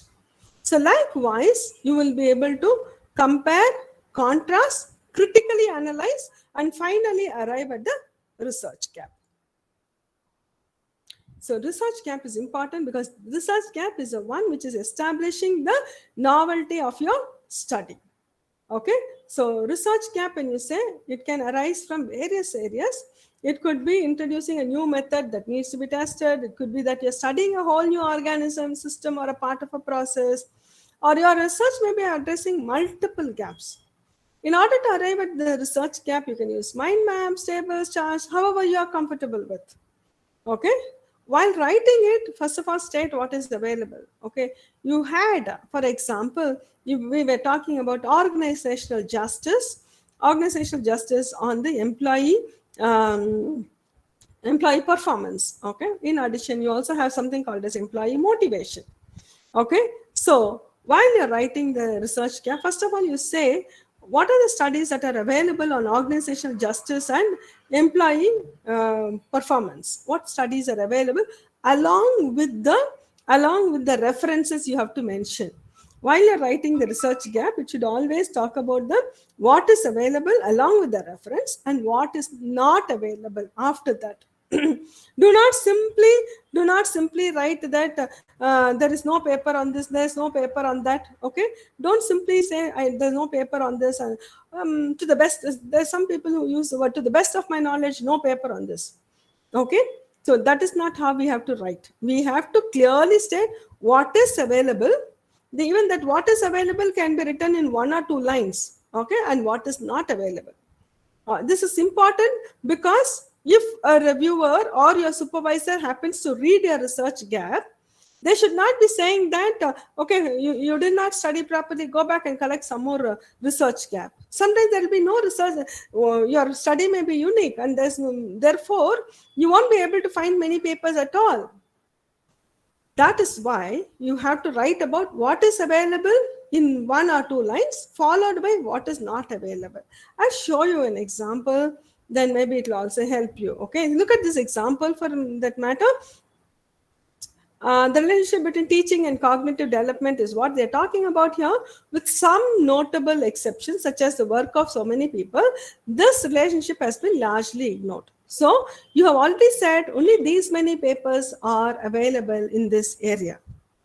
Okay, here look at this one. The work of Ratande and this whatever explored the impact of Montessori method. Okay, and similarly another person also explored. However, so you are trying to say what is available first, then you are saying, however, after a thorough scrutiny of the existing studies, there is a dearth of research in identifying the various other internal and external influence. Okay, so you have scrutinized the available papers. After scrutinizing the available paper, then you come to the conclusion that there are not much studies have been done in this area. Okay, all right. Sources of research gap in a paper. I'm talking about in a paper, within one paper. You have taken a paper, and while you're reading that paper, okay, what are the things that you should be looking for in that one particular paper? Likewise, you will also do for each and every paper. So look at the information that has been given. Is it insufficient or is it precise? If it is not, that becomes a research gap for you. Are there any biased information? There are some studies which would have taken, they normally say that there is no difference between gender when it comes to the opinion of, let's say, commitment towards an organization. Okay, commitment towards an organization, there's no difference between male and female, they will say. But then if you go back and check how many males were there, males were, let us say, 184 people are male in that particular data and 20 were female. Is it not biased? So that can act as a, those biases, you can also pick it up as a research gap and say that even though they say there is no difference between male and female, however, the data that they have collected is lopsided and therefore cannot be trusted. Likewise, you have to look at for various things. In some cases, maybe the sample size is so small. The sample size will be very small, but they were trying to make tall claims out of the findings. Okay, that is also not acceptable. See, some studies, if you see, for example, if you are studying about certain cases which are very difficult to find, the cases, especially in the medical thesis, if you say there are some cases very difficult to find people itself or patients, that is fine. Other than that, in general, let's say that if you're talking about breast cancer, okay, and you have collected data only from 40 people, will that be making sense?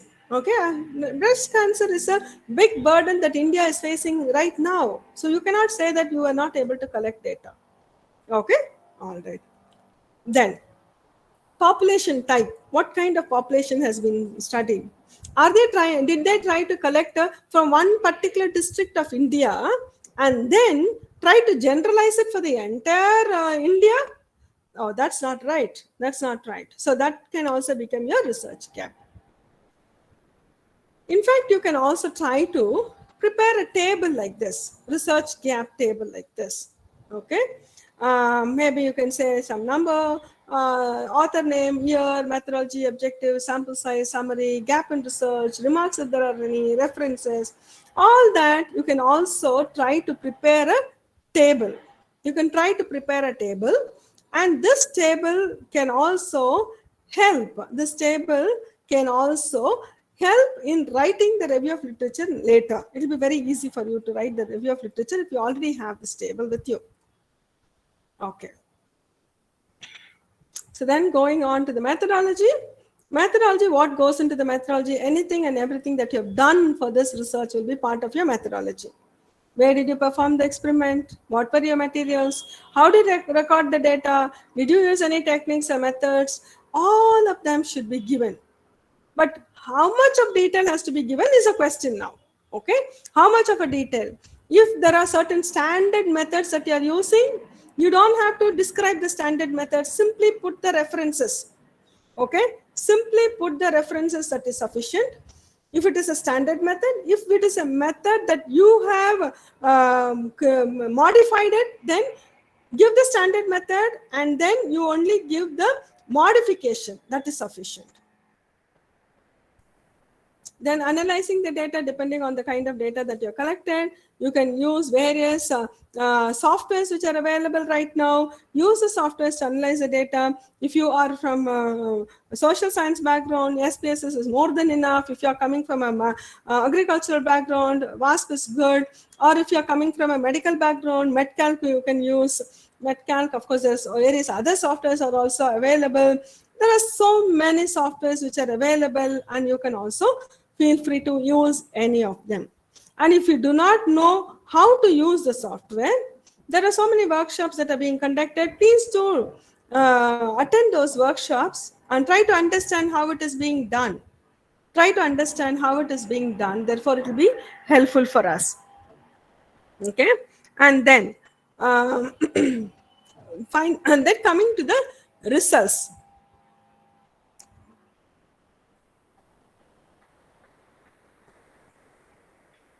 Coming to the results, you can present the results in various forms. It can be a logical presentation, or it can be presented thematically, or it can be presented as a factual description, depending on the kind of results that you have got, the findings, how you have got the findings, you can, depending on that, you can present them. Okay. Look at this example. Treatment A reduced soil lead levels by 32.7% and increased soil pH by 12.3%. Again, treatment B also they have written the same thing. Treatment C also says the same thing. Okay, now in order to find out which is the best treatment, they have not said that. Now, as a reader, it will be your responsibility to go out and find out which is the best treatment. Okay, but at the same time, see how it has been written over here. Treatment C reduced soil lead levels more effectively than treatments A and B. Upfront, you know what they're trying to say. Here, you do not have to do the calculation. The writer or the researcher clearly present saying that treatment C is the best. Okay, this is how you are expected to present the results. Then you need to report, show what the data tells you. In this example, I've taken level of knowledge of CPR. 83% of respondents did not know how to use CPR and 70% knew how to do it. Okay, and in this case, okay, just by looking at the figure, I know what they're trying to say. This information is also not required for me, but I can look at it from here. Look at the way it has been given here. As can be seen from figure 5, only 17% of the respondents reported knowing how to administer CPR. This is a surprising finding considering many opportunities offered to the public to learn emergency procedures. So now It's just stating what is given in the table or figure is not sufficient. You will have to write what did you understand from the data that is come to you. Okay, what did you understand by that is something is very important. While you're reporting the results, be objective. Do not be subjective. Be objective. Do not allow your researcher's bias to creep in. Okay. So the survey shows that an overwhelming percentage of the respondents feel that punishing cyberbullies is not necessary. A disappointing finding. You don't have to be disappointed about the finding. Okay, you're only a researcher. You're expected to do the research and just present it. Your emotions and how you feel about it is not required. So don't use such words saying that it is disappointing and all that, which is not required. Okay, all right. And then while you're reporting, also ensure that you're also relating to the research question or the research objectives. Put the research objective as a heading while you're writing, I'm saying, which you can also remove the objectives later, but try to keep the research objective, whatever findings that you got, you put it under that. Then next research objective, whatever the findings, okay? That way you will know that you have addressed all the research objectives. Later, you can remove it off. Research objectives are not to be present in the results chapter, so you can remove it off. But at least by then, you know whether you have ensured that you have given everything. Okay, so difference between reporting and interpreting the data would be, as we already saw an example, only 26% reported knowing how to perform emergency procedures like mouth-to-mouth resuscitation. Here also it says, but then it also explains a little more. Okay. Then inappropriate method of reporting. From the survey, 40% of the respondents feel. It is not from the survey that the respondents feel or think a certain way. You have to ensure that you're using the right words. Your English should be appropriate. It's important. Your English should be appropriate. From the study, not many people. From interviews, they're not talking from interviews. You are finding the answers from the interviews. Okay. All right. So appropriate way of saying the same thing would be the survey shows that 40% of the respondents feel. Look at the way from the survey is not the right thing to say. From the survey, they're not finding. No, but the survey shows that 40% of the respondents feel. The study tells us that not many people. The study is the one, or the finding is the one which is saying that. Okay. All right. Then comes a discussion. Discussion is very important, but at the same time, in some universities don't prefer using discussion. Just the results chapter. After that, directly go to the conclusion. Okay. Depending on what your supervisor says or your university says, write a discussion. Okay. Otherwise, there's no need for a discussion. And if you are discussing, ensure that your results, whatever that you obtained. Now, what did you have obtained some results? What does the paper, other literature say about it? Whether you agree with them or whether you disagree with them. If you agree, why do you agree? If you don't agree, why you don't agree? Should be a discussion. Okay. In fact, for a discussion, you should always go back to the literature review that you have already done, because literature review you have already mentioned everything, so it's much more, it becomes easier. And you do not actually, if you have done a good literature review, during the discussion time, you actually don't have to go and find out papers because it's already available with you. Okay. And the difference between expected and obtained results may be due to the incorrect calibration of the instruments. So you are trying to explain. If you have found that your paper results and the other published paper say something differently, try to explain why it could be different. This is important. This discrepancy can be attributed to the small sample size. Maybe your sample size was smaller, and whereas the other paper which are published was very large sample size they have used. That could be the reason. Or sometimes it is done in a different country altogether, and Indian scenario is very different. The culture is different. The people thought process is different. Those could also be used for writing the discussion. Finally comes your conclusion. Don't copy anything from anywhere. Conclusion chapter should be written fresh. Whatever that you have found. Once again, here also while writing the conclusion, try to write the objectives and write under that how you met the objectives. That is what the reviewer wants to see. So what was your conclusion? How did you achieve? What is that you have achieved? Give subheadings. In this case, you can even give objectives of subheadings. Okay. And then after writing those findings, you should also write about the recommendations, suggestions, and all that. What were your recommendations? It can be recommendation for the managers, or it can be policymakers, or it can even be to the just a theoretical contribution that you have made. And of course, you should also write the limitations, because no thesis is without limitation. Therefore, write about limitation. And as I told you in the introduction chapter, you will write about the scope, whereas in the thesis, you will write, in the conclusion chapter, you will write about the limitation. And of course, yes, you should also talk about the finally future scope. What can others do? From where can others start? Will others be able to stop from where you start from where you have stopped? Be reflective. Whatever the lessons learned, you can mention. Whatever the overall insights, did you solve the problem completely? If you have not solved completely, just accept it that you have not solved it completely. Nothing wrong about it. Then provide a concrete problem definition without oversimplifying while you're writing the conclusion.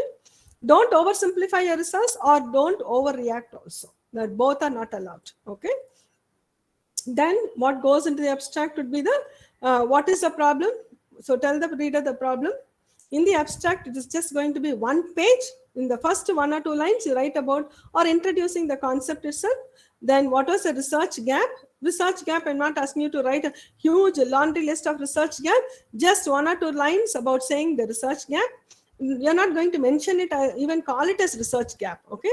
But you have to give the research gap directly, followed by what is your objective, and then the methodology that you have followed, what was the results that you obtained, and finally the conclusion. All of this will be only just few lines for each of them. Maybe for results you will write a few extra lines, but altogether, put together, it should be just around 200 to 250 words, not going to be beyond that. Maybe maximum 300 words. Okay. Finally comes the referencing. This is something which is important. Depending on the university, the reference styles will vary. It can be APA, MLA, CMS, IEEE, anything, but just follow the instructions given in the guidelines. And plagiarism. Plagiarism is very important. Do not ever cut, copy, paste anything from anywhere. Do not ever cut, copy, paste. A lot of people come to us for editing. So when they come to us for editing, the first question that I ask is, did you copy paste anything?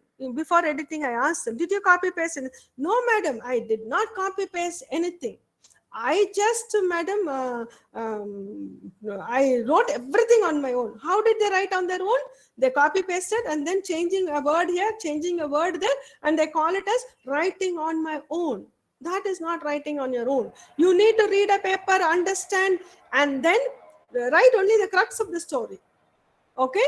So do not copy paste anything whatsoever. Okay. Then using another's writer's idea, and also if you are taking from any paper, don't forget to give credits to the respective people. Okay. So final touch, after you have written the thesis, please read it over and over again. See whether you have missed out anything. You can create a checklist for yourself. If you create a checklist and see whether you have attempted everything, and if not, check for the gaps in the information, proofread for the language, sentence structure, grammar, consistency, everything. Okay, so these are all very, very important. And then if you require support for proofreading, please do take support, outside support for proofreading your thesis. Do not give it to your friends, because if they don't know how to proofread, they may even mess it up. Okay, they may even mess it up. So don't give it to your friends. Or if you think your friends are good, there's nothing wrong about it. Otherwise, ensure that you can give it to outsiders who knows about proofreading. Okay. And finally, it boils down to one thing, that is no shortcuts. Thesis, you are given 3 years time, and it is possible to complete within the given time, provided you have really understood the concept. Okay. So it is important that you take time to do this. It is a tough task, it takes time, but it's worth the effort. I can tell you, you feel so satisfied at the end of it. Okay, thank you so much. Thank you for listening to me very patiently. And I can take questions if you want. Any questions that you have, kindly you can post it to me. I can ask. You can ask me, I can answer. Yes, What a madam. Thank brilliant you. talk it Yeah, was. yeah, Yes. brilliant, Preeti. Yeah. So, the talk is, madam, is highly appreciated by the audience, as we can see the response on the Meet as well as YouTube platform. And we have compiled the questions by participants on the YouTube interface, which I think we will take it later, and Dr. Shubha Mukherjee would be taking over the session. But then before we go to those questions which we have compiled, I request participants that they can put forth their questions. They can come up with their questions.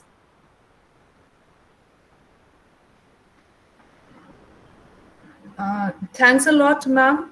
I hope I'm audible.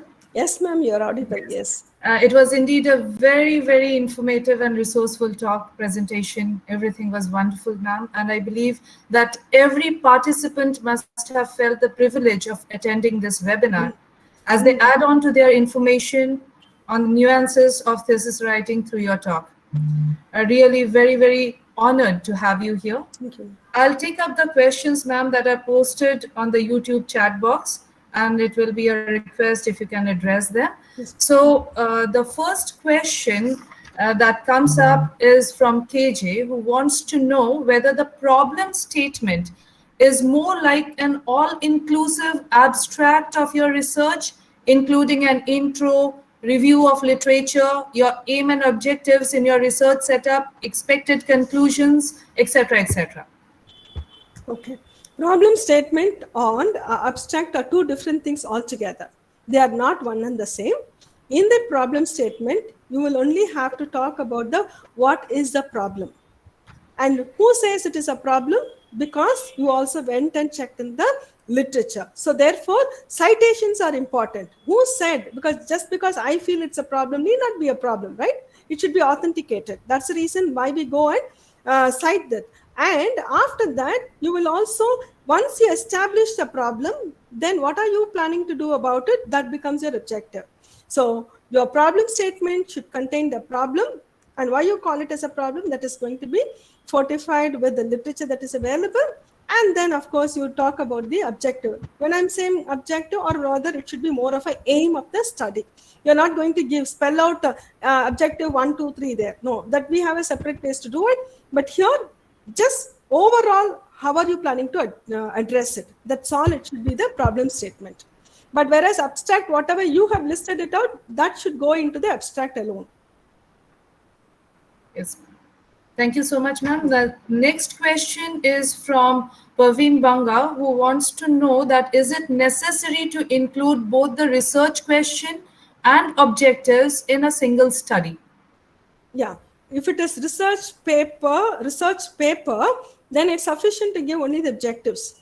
Whereas when it comes to the thesis, normally research questions and research objectives are given. Both are needed. But then, as I told in the beginning, in case if you are coming from a law background, or if you are coming from an engineering background, then you do not have to give the research question. You can just post the research objective alone. Okay, ma'am. Then KJ wants to know, by empirically testable, does it mean that an experimental setup can be repeated and give similar results provided the setup is same? So empirically testable means that you should be able to see, if you create a hypothesis, you should be able to prove or disprove your hypothesis. How would you be able to prove or disprove? Disprove not based on your assumptions or not based on your perception alone, right? So qualitative studies, if you take, you will not be empirically able to test it. Somebody gave an interview, and based on that interview, you cannot test a hypothesis. But quantitatively, if you have taken, yes, it can be tested using statistical methods and proven, saying that, yes, you are accepting the hypothesis or rejecting the hypothesis. Okay, ma'am. Thank you so much. Karun Soda questions whether under a single aim can we have 3 or 4 related research questions. In that case, what should be the overall title of the project? So, overall title of the project will be the main aim of the study. That is your main aim. The title itself, if somebody reads the title, you should be able to find out this is what the person is going to be doing or trying to achieve. So that will be the aim. But then research questions can be more than one. You may have one overarching research question or maybe 2 or 3. But at the same time, you cannot have too many research questions also. Okay, ma'am. So KJ wants to know whether we should either state null hypothesis or alternate hypothesis, not both. Is a single hypothesis enough? Okay, you can either state null hypothesis or alternate hypothesis depending on what your supervisor prefers. But whichever you are going to state, your results will also be, while you are writing your results, it should be accordingly. You will either accept the or reject the null hypothesis and accept the alternate hypothesis, or accept the null hypothesis and reject the alternate hypothesis. So accordingly, you will have to write the way you write. See, the findings don't change. It's going to remain the same. But how you are going to write alone will change, depending on whether it is null or alternate hypothesis. Yes, ma'am. So Karun Sodha wants to know if we do not get positive results for certain parts of a research question, should they be mentioned in the thesis? Yes. So when it comes to the positive results, okay, many think that if a hypothesis is disproved, that is, if you are not able to accept it, what happens? And there are times when it cannot be always acceptable. For example, let's say stress having an impact on the employee performance. Okay, so stress having an impact on employee performance. It depends on the stress, the kind of stress the person is having, or the amount of stress. In some cases, if you know, stress in fact can help you in performing better also, because when you are under stress, you do try to do a lot more. When you are relaxed, you may not even be focused, right? So for keeping that in mind, yes, sometimes you may have to reject it. It doesn't make sense, but you should find out why it is not significant. Go back and study, read the paper, understand, accordingly try to justify your answer. But at the same time, there are certain things, maybe for example, commitment. Okay, organizational commitment on organizational or employee performance. This, if a person is committed, they are going to perform well. There you cannot say that no, they are not committed, but that still they perform well. May not be possible sometimes. So those things logically also you have to check, in addition to going and checking the papers. Yes, ma'am. He also wants to know, ma'am, how large must be the sample size of people from whom data should be collected for writing a good research paper? Okay, that sample size depends on the kind of research that you're going to be doing, and there are several sample size formulas are available. For example, if it is an unknown sample, unknown population, it can be, you can apply Crexy and Morgan 1970, or you can even apply Cochrane's formulas are there. So many different, for each of the situation, different sample size formulas are available. You will have to pick up the right sample size and then apply it. So there is no hard and fast rule. So if it is like, for example, if it's a management thesis, and if you are talking about an unknown population, then or unknown population, or a population which is more than 1 lakh, then 385 would be the sample size. Yes, ma'am. He has another query. Can we incorporate some of our own questions which are vital in addition to the available questionnaire? Yes, we can, definitely, yes. And even Parveen Banga wants to know, for pilot study, ideally how many questions will be required? You're talking about research question? If it is I research think, question, yes. 3. Yeah, I If it think is so. research question, it should be 3 or 4. If it is a question within a questionnaire, it should be well balanced between what you are trying to find out, and at the same time not make it too lengthy also. Yes, ma'am. These are from the chat box there on YouTube. Now here there is another question from V. Suresh Gupta who asks what percentage of information acceptable to borrow for others' work from others' work, especially Okay. when citing others' work. When you're citing others' work, if you know that research is all about depending on someone, other people work, right? The review of literature is totally about that. So, only thing that you need to take into consideration is that do not copy and paste any information from any paper. Read that paper, understand, and write it in your own words. In addition to that, you should also cite. That's about it. When you are talking, if you are asking me about the similarity index, once you put it in the Turnitin, generally UGC allows 10% similarity index, and those 10% actually will be helpful in order to manage all these keywords, because there are certain keywords which you cannot change it. If you have to write it as organizational commitment, you will only use that word, you cannot do anything else about it. So for keywords it helps. Other than that, do not copy paste anything whatsoever. Otherwise definitions can be copy pasted, but those definitions should be shorter ones, and it has to be put within quotation mark along with the citation. Yes, ma'am. Thank you so much. I think all the queries are answered by you. Thank you so much. Thank you, ma'am. And overwhelming comments are pouring in, ma'am, everywhere. And we are really very grateful and thankful to you. Thank you, ma'am. Thank you so So much. now I request Dr. Preeti Khedkar, ma'am, to take over. Yes. Thank you. Thank you, Dr. Shubha, madam. Um, So I think looking back at the scientific feast we had on Saturday and today, it would be wonderful if we just have a glimpse of it. And I request Dr. Aparna Dubhashi to present a comprehensive report of the 2 days webinar. Over to you, Aparna ma'am. Thank you, Dr. Preeti. Very good evening to everyone. As we draw towards the close of this 2-day national webinar on nuances of research integrity, conducted by the IQAC and Research Cell of GN Khalsa College in association with Amity University Gwalior and Manipal Academy of Higher Education, Bangalore.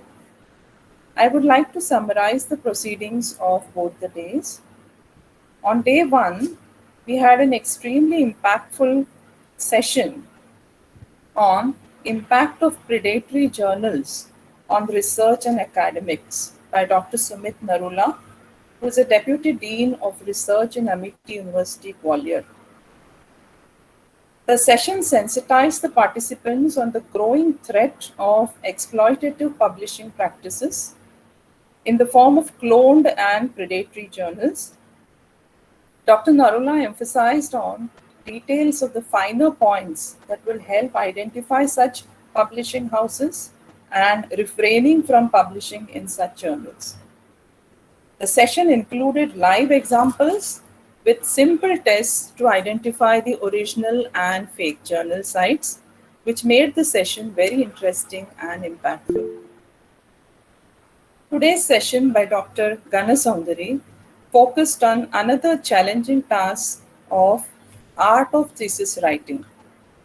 I'm sure all of you will agree with me that a well-crafted thesis is a daunting task for any researcher as well as for the mentors.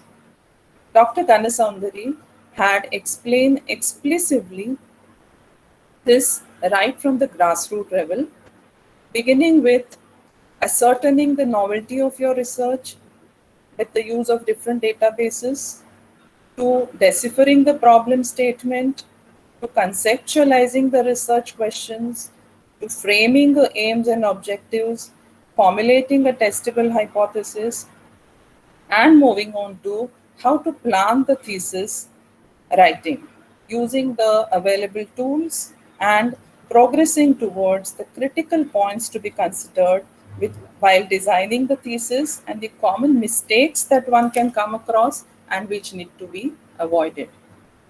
The webinar was well received, which is evident from the participation from more than 15 states and an overwhelming response in the form of the questions and the comments which we are receiving in the chat box.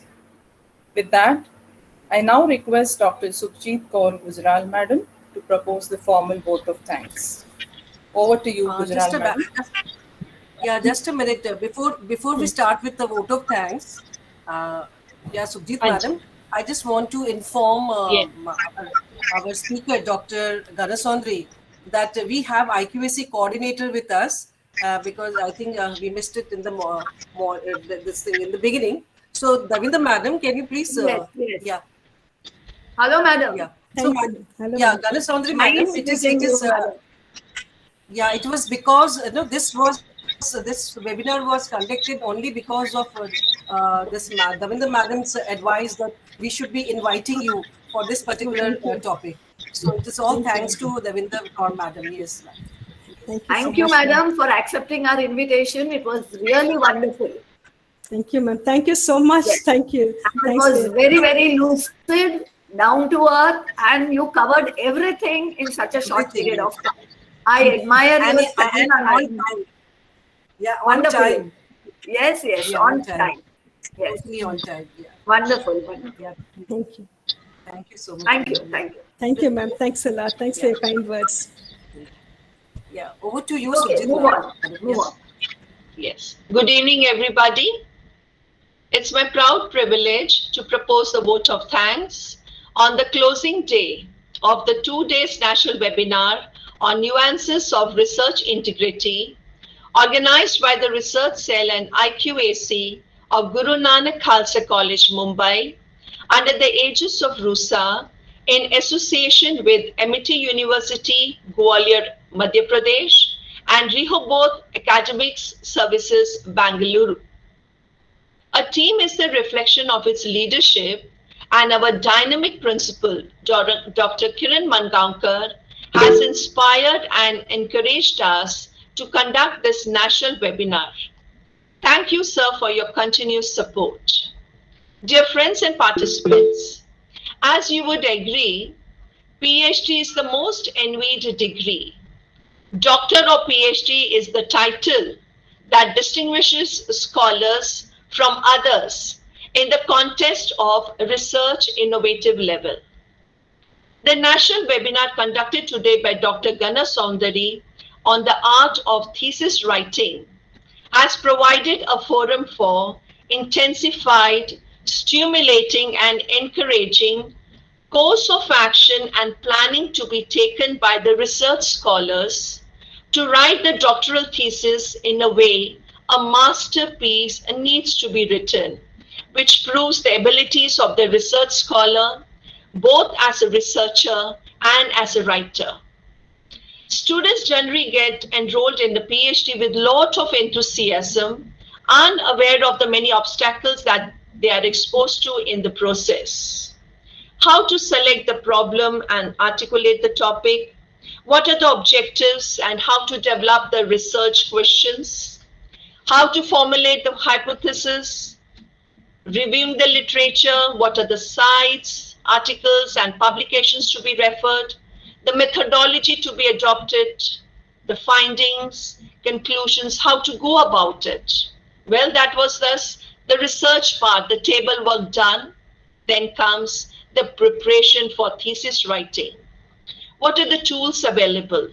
How to write the engaging introduction, the review of literature, the references to be taken, the softwares to be used and analyzed, and the progression on the thesis writing right to the conclusion.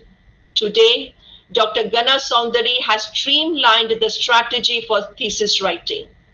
In today's webinar, Madam has shown the research scholars how to demonstrate their proficiency in academic research and also written academic communication, how to exhibit the expertise of a particular subject area and their ability to independently create new knowledge while writing the thesis. Of course, the title of the thesis is like a magnet that would arouse the curiosity of the reader. A very complex and challenging process of thesis writing has been simplified by Madam and the research students can apply this knowledge while writing their dissertation or thesis.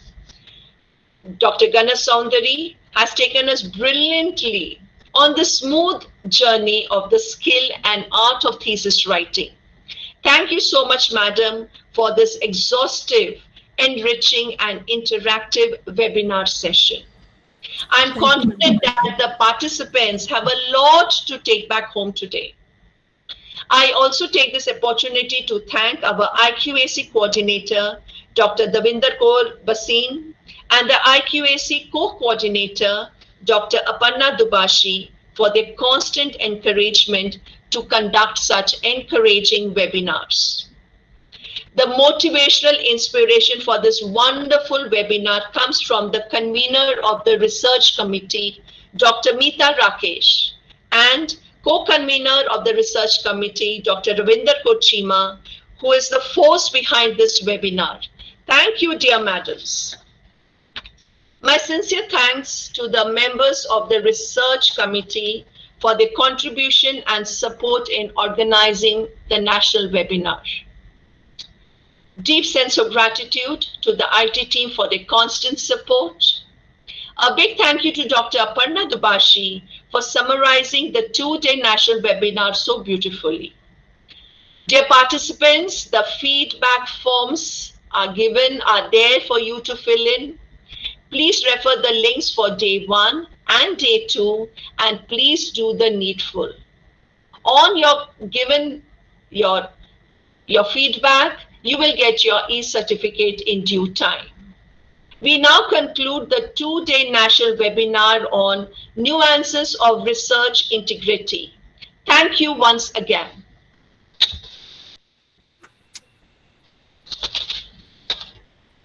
Yeah, Eldrin can stop the recording of YouTube.